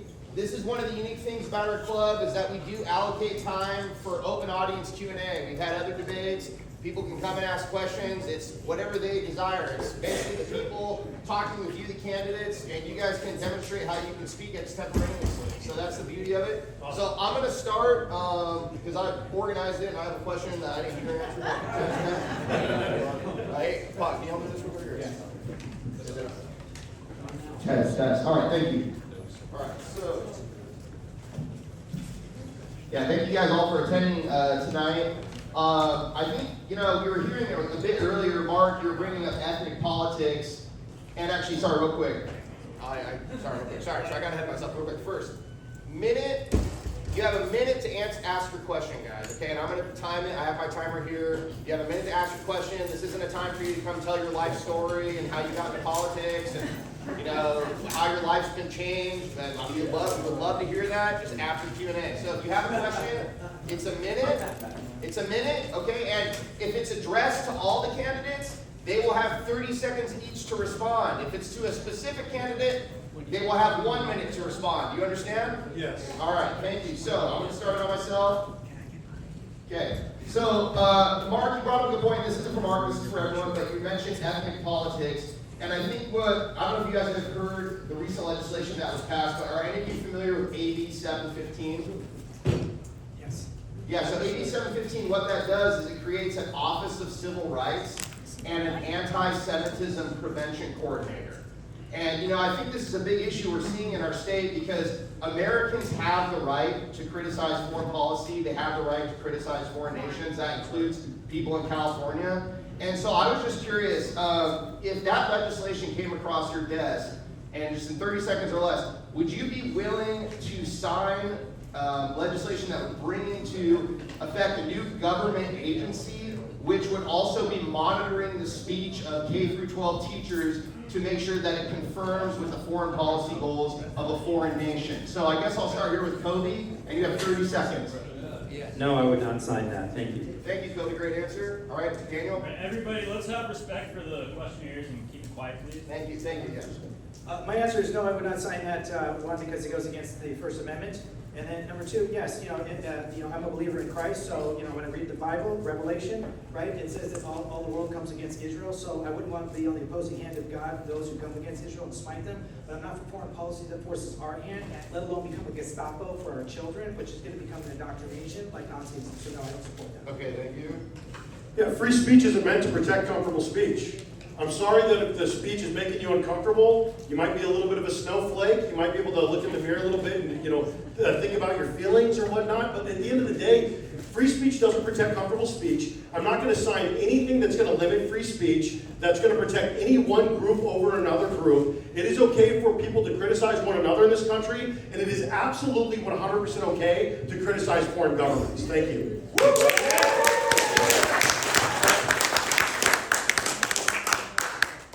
I believe in free speech, for sure, definitely. However, I do not believe that our campuses at college and university, which are being funded by foreign governments like Qatar, who give $20 million a year to our high institution level, that is unacceptable. When we have individuals that burn our flag, when we have individuals that call for death to America, when we have individuals that call for global intifada, that is not acceptable. And I believe that. So yes or no on that, Greta? Would you sign it? No? Okay. Very good, Greta. All right. No, Jim, wait, I think she means that she would sign it, right? She said no. No, at this point, I will not sign it because I Okay, so that's a no. So thank you for moving on to Jim. Thank you. Jim? We did one of the things that this Doge program that Donald Trump and Elon Musk was doing showed us is that all these bureaucracies, these were liberal strongholds. I didn't know that. These were places where Democratic strongholds. Listen, let's defund a lot of these guys, and then our schools will be a lot better. These conversations are coming from government monies that are supporting these professors, that are supporting these bureaucrats. So, Jim, yes or no? Would you sign on that? No. Thank you. All right. Leo, go ahead, 30 seconds. Hell no. Nice. All right, Leo, good answer. Mark? Absolutely not. I would not sign that. And we should not besmirch our teachers and our principals. The problem is is that education is being run from Sacramento. We need to put our principals back in control of their schools, and we need to put our teachers back in control of our classrooms. Our principals and our teachers don't believe in that crap they're making them teach. We don't need new laws. What we need is enforcement of the laws that we already have on the books. Ethnic discrimination is Time, against the Mark. law. So, yes or no, Mark? I said no from the very Just beginning. making sure. Great, thank you. All right, Ryan, go ahead. Yeah, sadly, this is a common sense issue. I would absolutely not sign that bill. We have to recognize that it opens Pandora's box. It starts infringing upon our First Amendment rights. And when you start doing that, what comes next? And so it's an easy, simple no if I'm the governor of California. And I want people to realize that, look, everybody, like my buddy Dave said, hey, look, we just, get some tougher pants, get some tougher skin, realize that we also have to be stern on what we do because this is America. This is the United States of America, and we have a Constitution. That's right. Thank you, Ryan. All right. And then, Tim, go ahead, your last one, 30 seconds. No, I would not sign that. Unfortunately, we do not have borders on the internet. So a lot of information from different countries infiltrates into our kids' cell phones, so they, start talking about it. And then whatever they're talking about, they repeat what their parents are talking about, and it causes a little bit of friction. So I would say this is a parental issue. So yeah, no, I wouldn't actually sign that, no. All right, thank you. All right, next question. You go. You got a minute to ask, Max? So my question's for Mr. Serpa. I'd like to thank you for being America First and calling out usury. It's amazing. I love that you're doing that. With that though, immigration into America is rapidly replacing the American stock that built everything we see around us, dropping from 90% in the 60s to roughly 50% today. What is your stance on not just illegal immigration, but also just immigration as a whole in stopping the white and cultural genocide? Okay, hey, thank you for the question. You got a minute, David? Thank you, Nick, I appreciate it. So not just illegal immigration, which we've discussed at length here today, but I would 100% put a stop to the H-1B visa program in the state of California. We have a huge technology sector in this state. And unfortunately, what's happened is we've started looking at technology and programmers, like we have to import them all from India. Like we have to import talent. And even President Trump said recently in an interview that the talent is not here in America. I took a huge issue with that because my children are the youth. My children are the future. And so the thing is not just the H-1B visas, the worker visa programs, the Bracero program. There's not really an immigration program that I would be in favor of. I understand what Mr. Tillman said about fixing the immigration program so that there is a path. But at the end of the day, we have to start prioritizing our own children. We have to understand that every opportunity that we give to an immigrant, we're denying our children. Time. Thank you, David.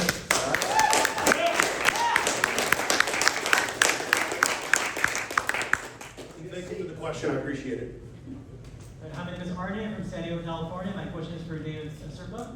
By the way, I love that you mentioned California first. I definitely think we should definitely mention more local culture. My question for you, of course, what is your position on student loan forgiveness, especially regarding young people?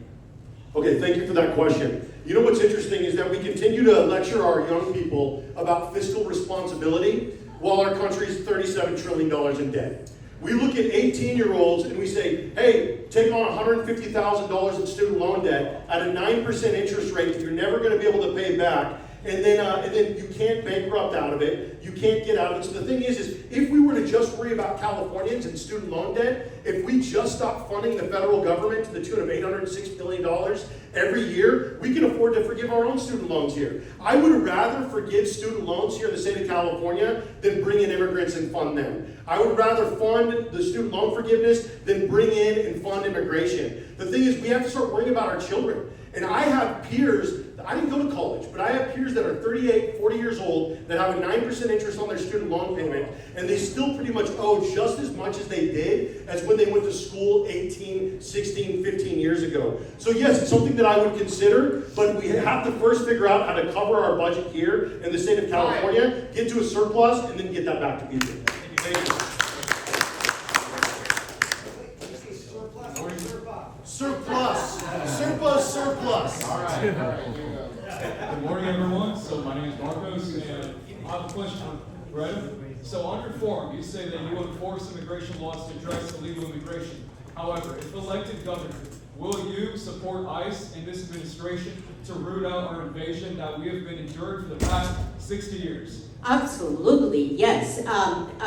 Assemblywoman Sanchez, District 71, is working right now on a bill that is actually going to change SB 54. So definitely, I do stand for Californians and Americans, for sure. There is no doubt about that.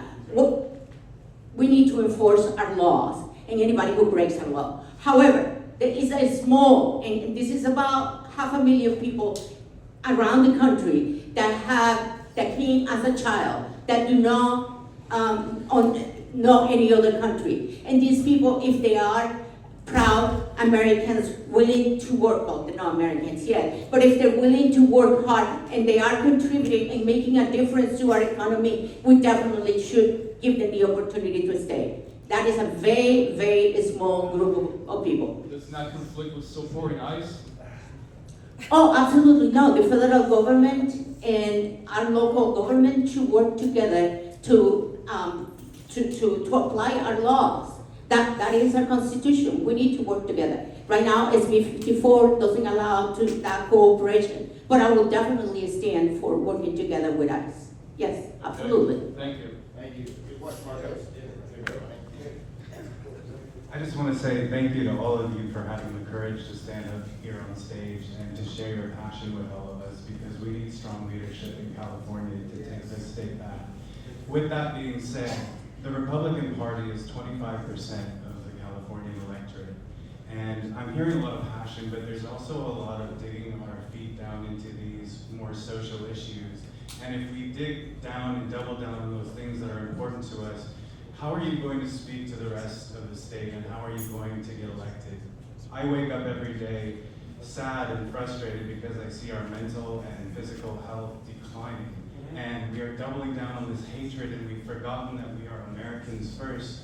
And so how are you guys, and this is for everyone, how are you guys going to help us rise above this toxic culture so that we can heal and actually find solutions? Because half of Californians are living paycheck to paycheck, and people are leaving this country en masse. So what would you guys do to do that, to bring us together? Time. Thank you, Ronnie. So it's, mind if I start with that? candidates? Okay, so Mind if I start with that? yeah, 30 seconds. We'll start down. Actually, let's start with Tim, and then we'll go to you, Ryan. We'll just work our way down. Go ahead. That's actually a really good question. That's what my book over there is about, called When I Woke Up, My Bad Habits Led Me to Life, and Changing My Reality. It's all about healing, changing your mindset, because once you change your mindset, you can change your life, right? The government can't change your life for you. It can insert policies to help make your life easier so that you're not coming out of pocket to live. So, in essence, you've got to want to strive for more in your life if you want to have a better life.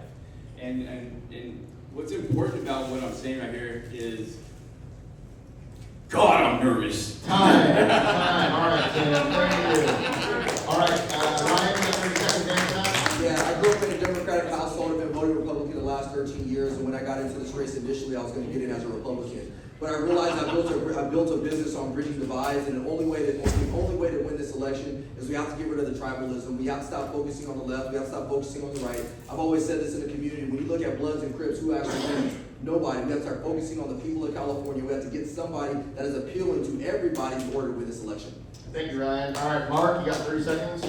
The most difficult part of being a leader these days is we pursue the truth, but we love to live the lie. Wow. It's a very difficult question.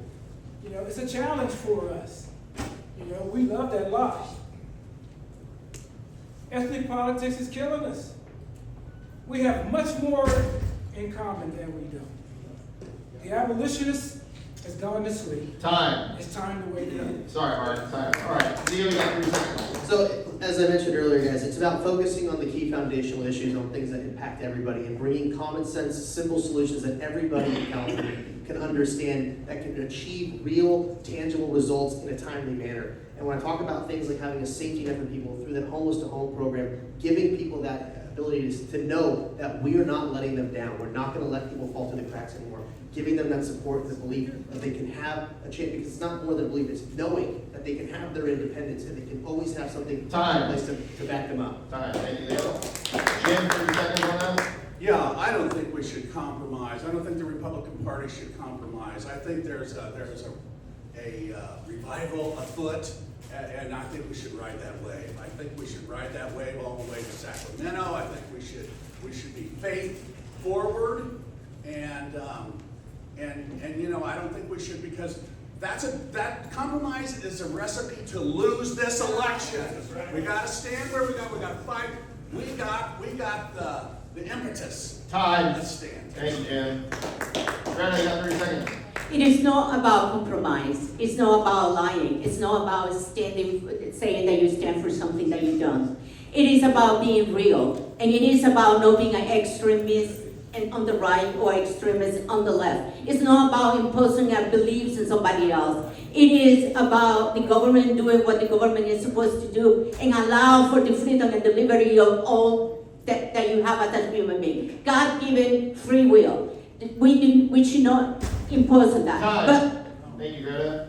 David? Yeah, hey, look, the largest growing voting group in America right now, in California, is no party preference. Republicans registered 50,000 new voters, while Democrats registered 3,000. But during that time, 80,000 new no party preference voters registered. And yet every time that I hear a Republican speak, they just want to preach their brand of authoritarianism. I'm pro-freedom. Smoke what you want to smoke, marry what you want to marry, say what you want to say, and our gun rights shouldn't be infringed. And that's where I stand. All right, thank you, David. All right. 30 seconds. Yeah, so you asked the question, what can we do to kind of unify, and that is first and foremost education. And this is what I've been doing for the last 6 years. You keep asking for new leaders. The last time I checked into the Constitution, they're not your leaders, they're your servants. Stop asking for new leaders and start asking for new servants. And we need to start figuring out, as I figured out in my book, on how we can hold these people accountable so that we can get the indictment, so that we can get the prosecution. These people stop doing what they're doing. Because without that, you're not going to have that power back. So it all starts back with education, and enough with the Republican Party and Democrat Party. Start looking at the nature Time. of the campaign. Thank you, Daniel. All right, Phil, you got 30 seconds. Thank you for your question, sir. I really appreciate it. We need to teach our kids empathy. Help them to understand that there are people that are around them that are going through problems that they are not dealing with. Some people have alcoholic parents. Some people don't know who their parents are. We need to teach kindness to one another, because when we fail to do that, we are destroying ourselves. Thank you. All right, thank you. All right. Hey, Nick, sorry. This guy's question was super, super important, because the economy is being manipulated right now. Tim, I appreciate it. Okay. No, we can bring it up at the end. We're trying to do the Q&A. I apologize. Okay, We're gonna cut you off. Sorry about that. All right, so, sir, you have a question. You have a minute to ask, okay? No, there you go. Discuss to all candidates, what are you guys going to do for our vets that have come back and are being treated like second-class citizens? Thank you, sir. Okay, so let's do how we're going to treat the veterans. Let's just start here. Philby, we'll start with you, 30 seconds, and go. In the state of California, veterans still have to pay property tax on their homes. And I would like to stop that. People should not have to leave California after serving over 20 years in this state with their homes and their families here.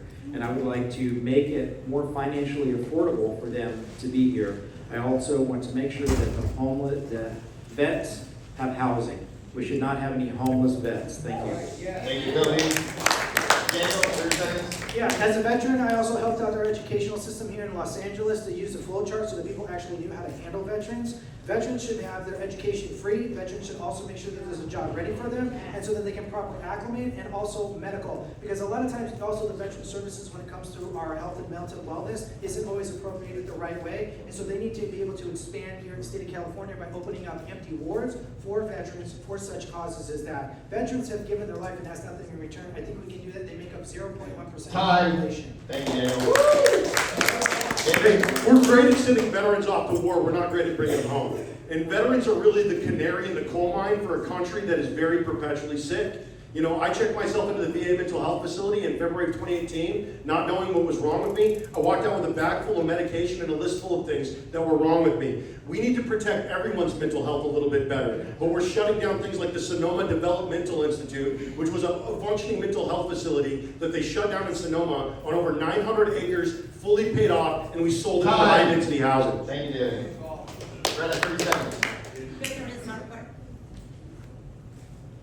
Veterans are part of our homeless population. And one of the things that we need to do is make sure that our medical system takes care of them and provide temporary housing until they graduate from the program. We do have to make sure that when those people come back to our country, we do provide for them medically as well as housing.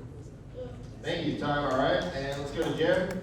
Yeah, we need to, I mean, it's simple. We need to fund every program that's necessary to take care of our veterans. Where do we find the money? Cal Doge, waste and fraud, funds everything in there that we want to do in this country, in this state.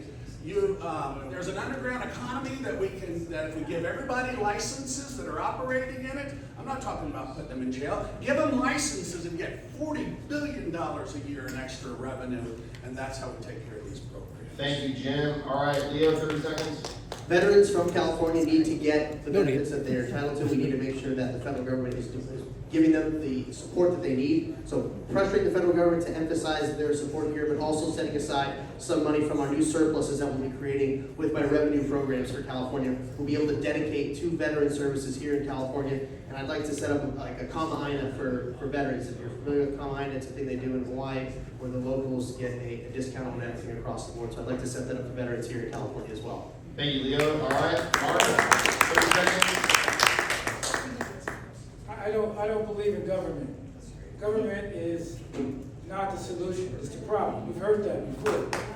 So all of these services should be put in the hands of private industry. I don't like the fact that the federal government runs the VA. I believe if that was put in the hands of private businesses, those services will increase. And the truth is, the federal government over the last decade has been doing a better job. Time, Mark. Thank you. All right, Ryan, 30 seconds. Yeah, there's an old saying in law enforcement that says, why do we have to wait for somebody to be dead before we give them their flowers? We need to start giving these veterans their flowers while they're still alive. President Trump is doing a phenomenal job by putting veterans first. And so as governor of California, we have to start putting our veterans first, meaning investing into them because they invested into everything so we have the freedom we have today. Thank you, Ryan. And Tim, 30 seconds. Yeah, so I would work with Donald Trump to actually create a program to help veterans reacclimate back into the country. Because once you're away from somewhere for so long, you kind of lose touch with reality. So you've got to kind of re-assimilate back into the country. And I think having a program would help, but the government runs the military, or excuse me, Donald Trump runs the military, so we would have to work with him to create a program. All right, thank you, Tim. All right, so we have our next question now. You got a minute to ask. My question goes to all the candidates, and I just wanted to ask, what would you be willing to do to pass assimilation laws to force immigrants to assimilate to our culture? For instance, what would you do to keep dual loyalty, dual citizens from holding office in California?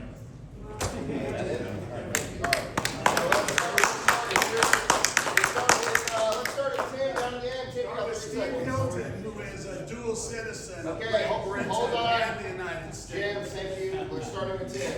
Shoot, Tim, there you go. That's actually a good question because my wife is Cambodian and her family came over here from the whole Pol Pot massacre. So before they came over, they had to go to Thailand and for 2 years. And what happened? They set up a refugee camp where they sent over people to help them learn English and then our laws. And then before they came over, they had to get sponsored by a Christian family or a family so that they could get sponsored into the country. So I think putting together a program like that's already been Time. implemented would be good. Thank you, Tim. Ryan. He people forget that there's already assimilation laws in place. The problem is we haven't been abiding by them. Our last president that we had didn't abide by any of them. So what we have to do is go back and start holding these people accountable. My father was an immigrant, he came over here from the Philippines, and he had to go through a process. So make sure that people are going through the process in order to get their citizenship. If not, sorry, but you have to go. All right, thank you, Ryan. Mark, 30 seconds. We don't need any more laws, we just need enforcement of the laws that we already have on the books. All right, thank you, Mark. Leo? Emphasize our American culture and California culture in our schools. That way the kids can help bring that home. And we also have to make sure that our sorry, the last part of the question was assimilation, correct? Dual citizen, excuse me, yes. I believe that you should be born in California to run for a California office, and you should not be a dual citizen to hold office anywhere in this country. All right. You know, you've all heard the cliche, America, love it or leave it. You know, if you're going to be on board, if you're going to be a part of this experiment in democracy, then get on board. Don't have one foot in another country. I honestly, absolutely disagree with a governor's candidate that's got another foot in it. Are you in or are you out? You know, are you in or are you out? Steve Hilton, are you in or are you out? We're asking the question tonight. Okay, next question, Greta, go ahead. Okay, so I think we really need to look at our immigration laws. And one of the things that we need to expect for anybody who wants to come to this country is to be able to assimilate.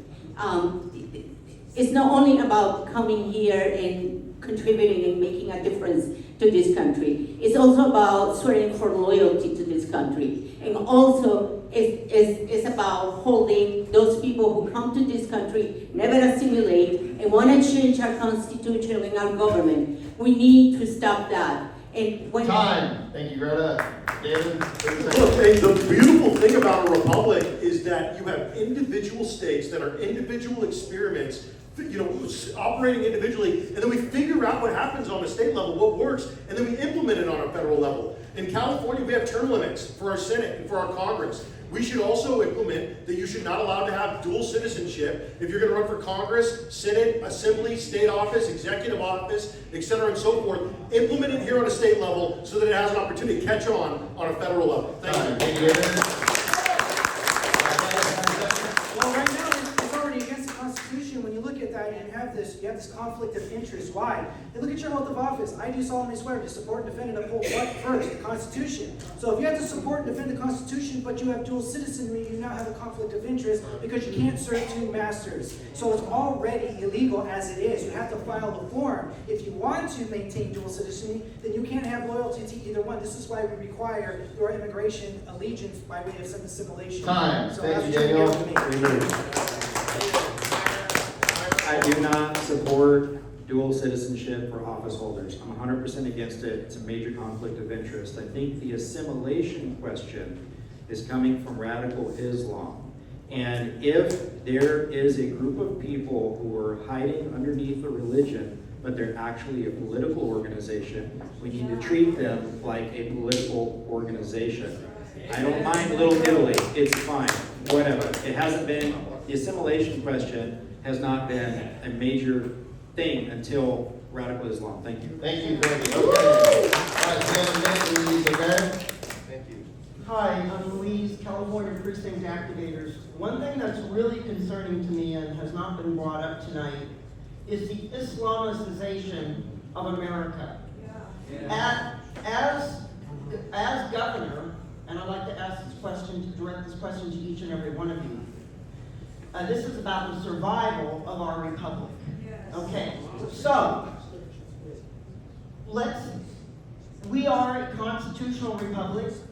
The United States of America is a constitutional republic. California has an excellent constitution. It pretty much mirrors the U.S. Constitution. And I would like to know, as governor, what each and every one of you would do to prevent what has been happening in New York City, Dearborn, Michigan, Patterson, New Jersey, Hamtramck, Michigan, and here in Irvine, California. Thank you. All right, thank you, Louise. All right, so we'll start down here, Kobe, and then we'll move down. All right, so Kobe, you got 30 seconds.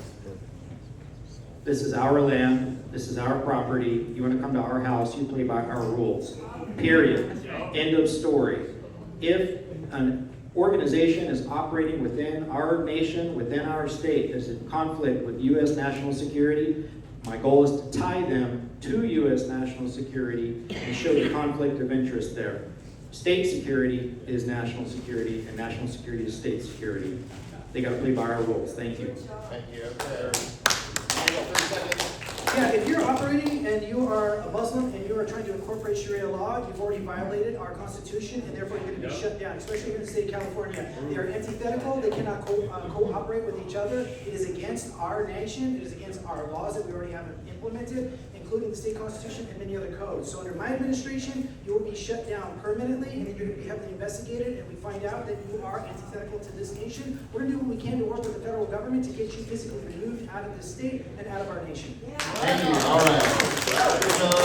David, 30 seconds. Yeah, no, so I have a problem anytime that I see a foreign flag on anyone's lapel. And quite honestly, Louise, you're the only person with a foreign flag on in this entire room, and you're worried about Islam. And so the thing is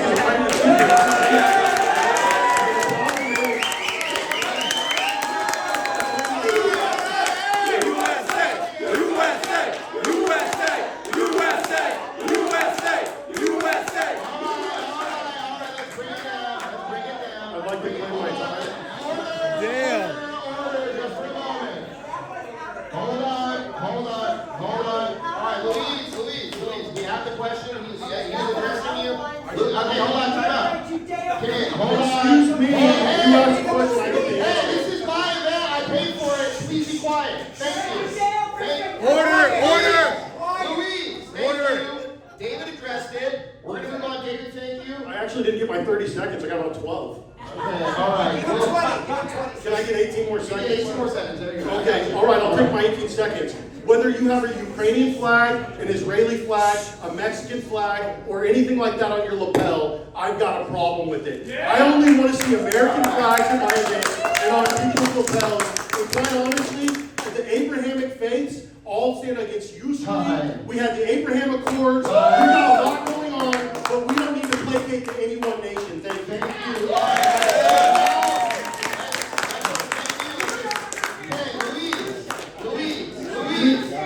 I do understand the Constitution. Article 1, Section 10 prevents us from spending foreign money other than during a time of war, and Congress has not declared war.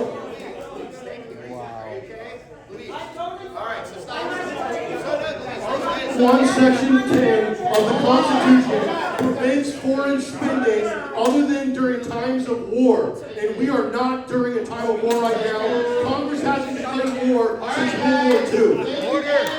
Thank you, Louise. We're just gonna take a moment. Okay, that's free speech. You should change. We're not trying to shut anyone down. So I think both sides got their points out. Let's keep it to 30 seconds for the rest of the responses. Thank you. Go ahead, I do believe that America is for Americans, and I disagree with anyone who dares to burn our flag. And I do not agree with anybody who brings somebody else's flag into this country. This is America for Americans, and if you don't like it, the doors are well open. Nobody brings anybody to this country by force. This is the American dream. You don't like it, doors are open. All right, thank you very much. All right, Jim. Nobody in this room is more patriotic than me. I often said I'm the most patriotic man in America. But what's happening right now is she's got an Israel shirt on. And if there's a line being drawn in that sand, the Church of the Lord Jesus Christ stands with Israel. Heresy. Heresy. America stands with Israel! Donald Trump stands with Israel! Get your shit right!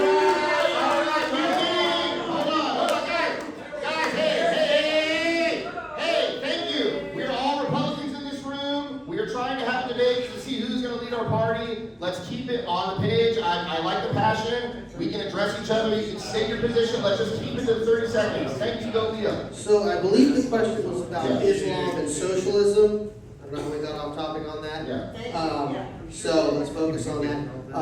Socialism obviously doesn't work, and New York is going to get a crash course in why that doesn't work, and I hope it's a great learning period for the rest of the country.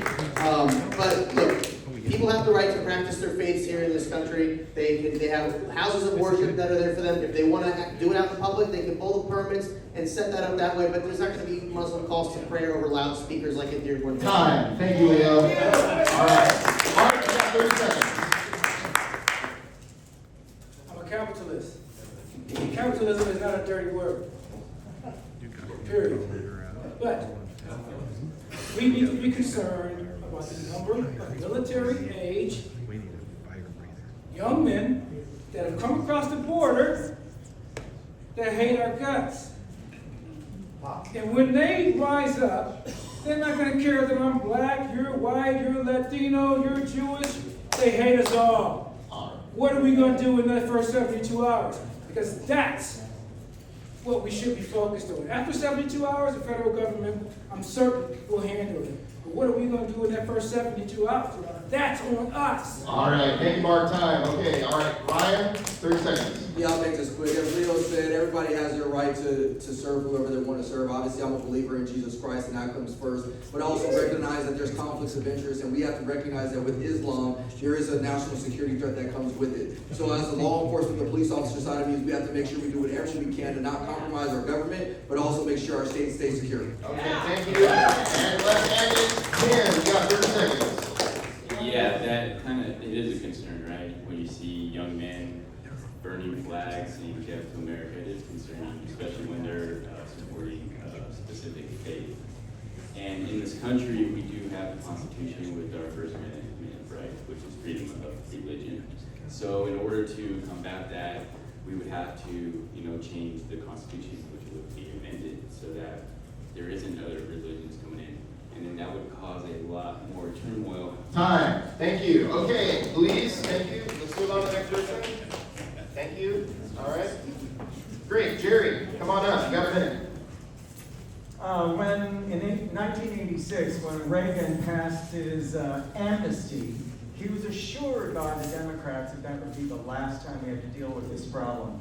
How's that worked out for all of you? The problem now is 10 times worse than it was in 1986. For those of you who say that those people that snuck across our border and lived quietly, didn't commit any crime, if you want to give those people amnesty for being good citizens, what does that say to the rest of the world? Because most of the rest of the world is living in poverty.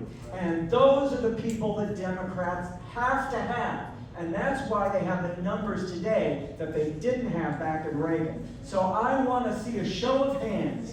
Who will send those people that came here illegally, never committed a crime, worked, and hope to God are not on entitlement, send them back. You get a vote that's going to take 25 million people out of here. Okay, hold on. Send the bad guys back. We were betrayed by President Biden. Show hands. That's it. Show hands. We'll send them back. Thank you. Okay. 1, 2, 3, 4. You qualify for my vote. Yeah, thank you. Okay. Guys, just real quick here. Hey, the candidates, you have to wait for your time. So no interjecting, please. Let's move down the line. We have to get through the questions. Thank you. All right, Agnes, you have a minute. Hi, my name is Agnes, and I'm an angel mom. And what that means is my only son, my firstborn, was murdered by a previously deported criminal illegal alien. I am a legal immigrant. It took my family 13 years to legally immigrate to this country. And frankly, I find it very offensive to some of you that say that you're thinking about amnesty. No amnesty at all. You come into this country, crossing the border, climbing the wall, under the wall, overstaying your visa, you violated federal laws. You need to be deported. And all I say is deport all of them. How many of you are with me? Show of hands. Deporting every single illegal alien. No amnesty. That's the question. No amnesty. I'm in favor of no amnesty. Thank you. Okay, thank you, Agnes. Yeah, of course. Okay, Cece, you got a minute. So, guys, Cece, that's it. She just has a bit of an accent, so we're going to bear with her. Thank you. You don't understand? Yeah, okay. There you go, Cece. There you go. Hi, everybody. So, I'm a vendor. I go to many clubs, right? Federated Women's. Everybody's saying, we're going to go with the B name. Bianco or Hilda. No more. So, why we have best people here? I hear speak Bianco. I don't like him. I don't. In Hilton, it's always the same speech. I prefer both, or you, or you, or you. What we can do to change people's mind? Why they want to go with big names? Why they don't want the opportunity to somebody new? We have so many rhinos. We have so many bad people in our team. Great question. And Hispanic people, it's important. I'm Mexican. I love this country. You guys have to go with Hispanic communities. You want vote, you want win, you have to go with Hispanic people. Because we are family oriented, we have the same values. Okay, so what's your question? My question is, what you guys are gonna do to change the mind of the people that want just go with big names? Okay. Like Hilton and That's a great Bianco. question. Okay, great question. So yeah, so let's just start with Kobe, and we'll just move it down, and then all right, and then guys, actually, I apologize for the people online, but we have 15 minutes left in the room, so this will be our last question. I'm sorry. All right, Elena, you can ask one question. Elena's gonna be the one that ends it. I'm sorry, but we have the room. We have to go, guys. Okay, so thank you. I'll stick around afterwards. Thank you. Yeah, you guys can talk and mix mingle. So let's start it down here. Kobe, 30 seconds on the question she just asked. Okay, are we all clear what that is? Thank you. No, we're not. Question is why. Bianco and Hilton are big names. Okay, so how are they going to set themselves apart? That's what they're asking. Okay, thank you. All right, 30 seconds, Kobe. She wants to know why different groups are only going with big names, with the anointed candidates, that the CHGOP anoints. You guys, each one of you, has to make an individual decision as a voter to do what you think is best for California. And don't let the CHGOP manipulate you into voting for somebody that you don't think is a California first candidate. Thank you. Thank you, Kobe. All right, moving on. Daniel, 30 seconds. Here's the biggest thing too when it comes to the Republican Party. They failed in 70 plus years to flip the Senate. They failed in 55 plus years to flip the Assembly. And we've only had one Republican governor, and that was Ronald Reagan, and that was back in the 80s. So you yourself have a responsibility to engage in discourse with your local community to express who are the other candidates. We're doing what we can. I've already been to 242 cities. I've been to 58 counties. What are you doing to help spread other candidates' names and change the game plan? Okay, thank you, Daniel. 30 seconds, David. Hey, look, so a lot of people know who Bianco is, they know who Hilton is, and they're not satisfied with either one of them. And so the thing is neither one of them are polling at over 20%. Neither one of them have it locked up. So at some point or another, we have to go down the depth chart and try to figure out what that unknown commodity is that has a little bit of a higher ceiling. And I think that person's probably on the stage today. Thank you. Thank you, David. All right, I think it's going to take a little bit of time. A lot of us, okay, start all over again. I think it's going to take a lot of time. A lot of us are new to this, and we have to recognize that Hilton is a microphone type of guy, but he doesn't have the skills that is necessary to get California revenues back in check. He doesn't have the expertise to actually reform our entitlements. He doesn't have the expertise to reform our environmental licensing and all those requirements that create such a lag when we need to start a new business. When people realize that that person does not have the skills. Thank you, Greta. All right, Jim, 30 seconds. Okay, so well, that's easy with Steve Hilton. He's flying under the radar. Listen, are we a pro-life party? If we are, we need to make our decision up right now. Steve Hilton is pro-choice. Okay. The other thing is he's a dual citizen. He didn't even file for citizenship until 2021, 2022. Come on. He's flying under the radar. And so that's it. That's an easy question with Steve Hilton. He's absolutely a rhino, if not a Democrat. Okay, thank you. All right, Leo. So I'm going up and down the state and all over the country, speaking to different groups and getting the support from a lot of people. I've been endorsed by Dr. Robert Malone, so I'm working with the MAHA groups, I'm working with CPAC, I'm working with Turning Point. So a lot of big groups. I'm spending a lot of my own personal capital. I'm spending $100,000 a month on this campaign. Recent polling has come out showing me that I have 33% favoritism amongst California voters ages 18 to 35. I'm setting myself apart as a candidate that is for all Californians. Thank you, Leo. Mark, 30 seconds. 2016, something really miraculous happened. Trump won. Completely destroyed the political establishment. The establishment doesn't exist. There is no front runner. David is probably right. The game changer is probably on this stage tonight. But the fact of the matter is, I'm asking you a question. Do you want to be right, or do you want to win? Time. Thank you, Mark. All right. Ryan, 30 seconds. We have to recognize that if Christian churches would step up and vote, it would completely change the whole environment of this election. That's just title number one. But we can't do that unless we educate people about the importance of this election. So what's going to be the differentiating factor for all of us is we have to continue to educate the public about how important this election is. But number two, we need you to get out there and vote and continue to donate so that way we can get our make-up voices louder. Thank you. Thank you, Ryan. And Tim. To answer your question, Steve Hilton and Chad Bianco, they are the perceived favorites because they have media coverage that can travel to everybody's television, and they are always on the news and talking about whatever it may be. The candidates here on stage, we have our social medias and we have our network, and we're starting to expand it now because right now is the time for people to start actually getting their faces out there. And to your question about the Hispanic vote, I was a drywall contractor, so. Time, Tim. Thank you, guys. Don't get rid of guys. We're just trying to go through. So this is the final question. Okay, final question. There you go. Final question, guys. Elena. Okay, hi everyone. Nobody has asked this question. So let's let her ask the question. Thank you. Okay, yes, I'm the sister of Daniel Mercury. I have a question for everyone. Nobody's addressed this. So our current governor loves to make California a sanctuary state for just about every law that goes against the state constitution and does not harmonize with the United States Constitution.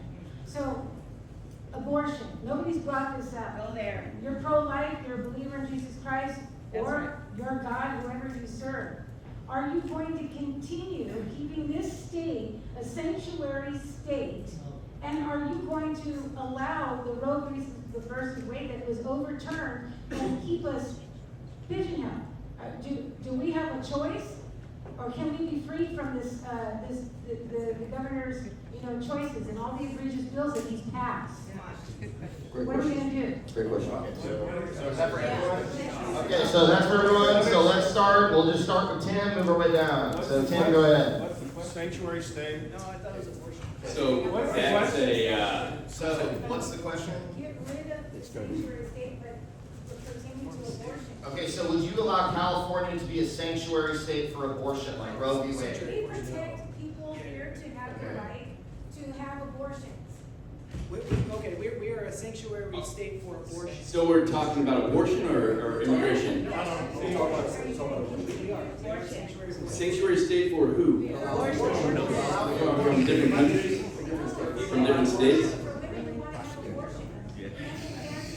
Want to have abortions after they've had their babies. Are we going to be that state that's going to murder children? That's going to be okay? So are you asking if they would like to work towards an abortion ban in this state? Okay, so would you as governor work towards an abortion ban in the state of California? Thank you. 30 seconds. Third question. I can tell you're super passionate about this, and this is extremely complicated subject. Yes or no? We'll talk. Next. All right. Go ahead, Ryan. I will tell you that I am a pro-life candidate. I will tell you that I will get rid of the sanctuary provisions that go for the state. But the one thing I do want to focus on is being more proactive. A lot of times we're focusing on the aftermath as opposed to focusing on the preventative measures. So educating our kids on the dangers of sex, educating our kids on the dangers of what happens when you're sleeping outside the marriage. If we can be more proactive, it's naturally going to decrease the abortions that occur, and we can focus on moving this state in a pro-life direction. All right, thank you, Ryan. Let's go, Mark. This is an absolute losing issue for Republicans, and it has been for 20 years. Do you want to win or do you want to be right? No. I will remove all public funding for abortion, but I will not legislate morality, period. All right, thank you, Mark. Okay. All right, hold on, Jim. Thank you. Leo, 30 seconds. There's no doubt that life begins at conception.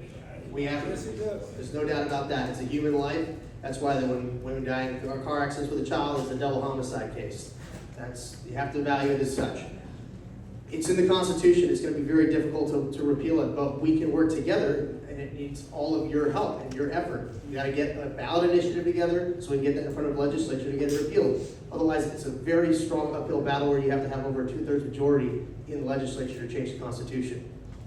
Okay, thank you. Let's go to Jim. 30 seconds, Jim. I hope you can tell by now that I am energized to fight this fight and fight all these fights. I'm your man.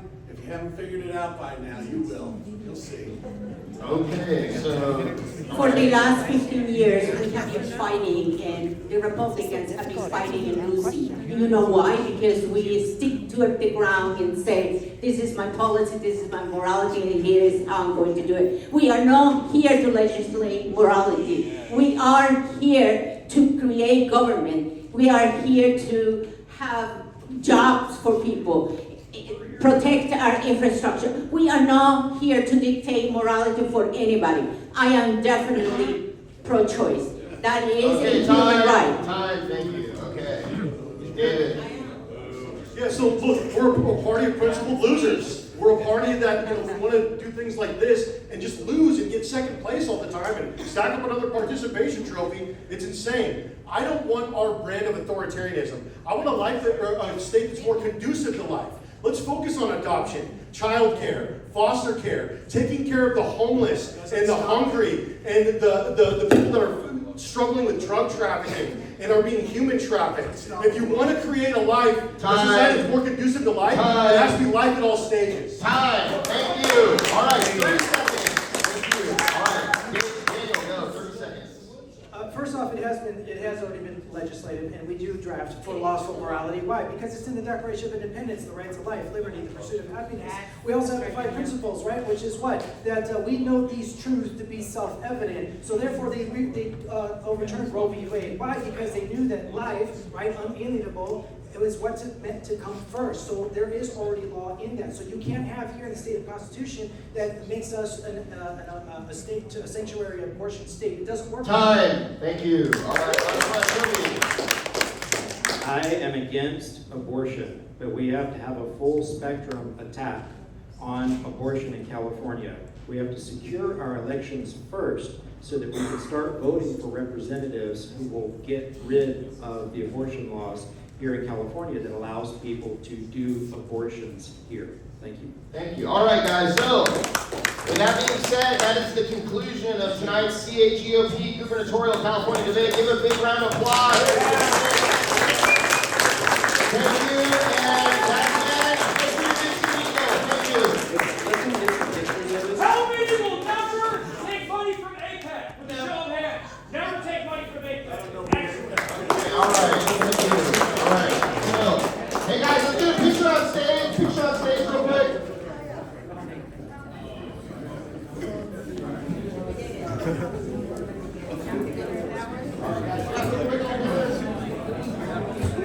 Mark, Tim, down here, please.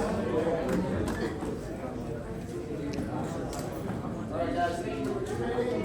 All right, ready? Ready? 3, 2, 1.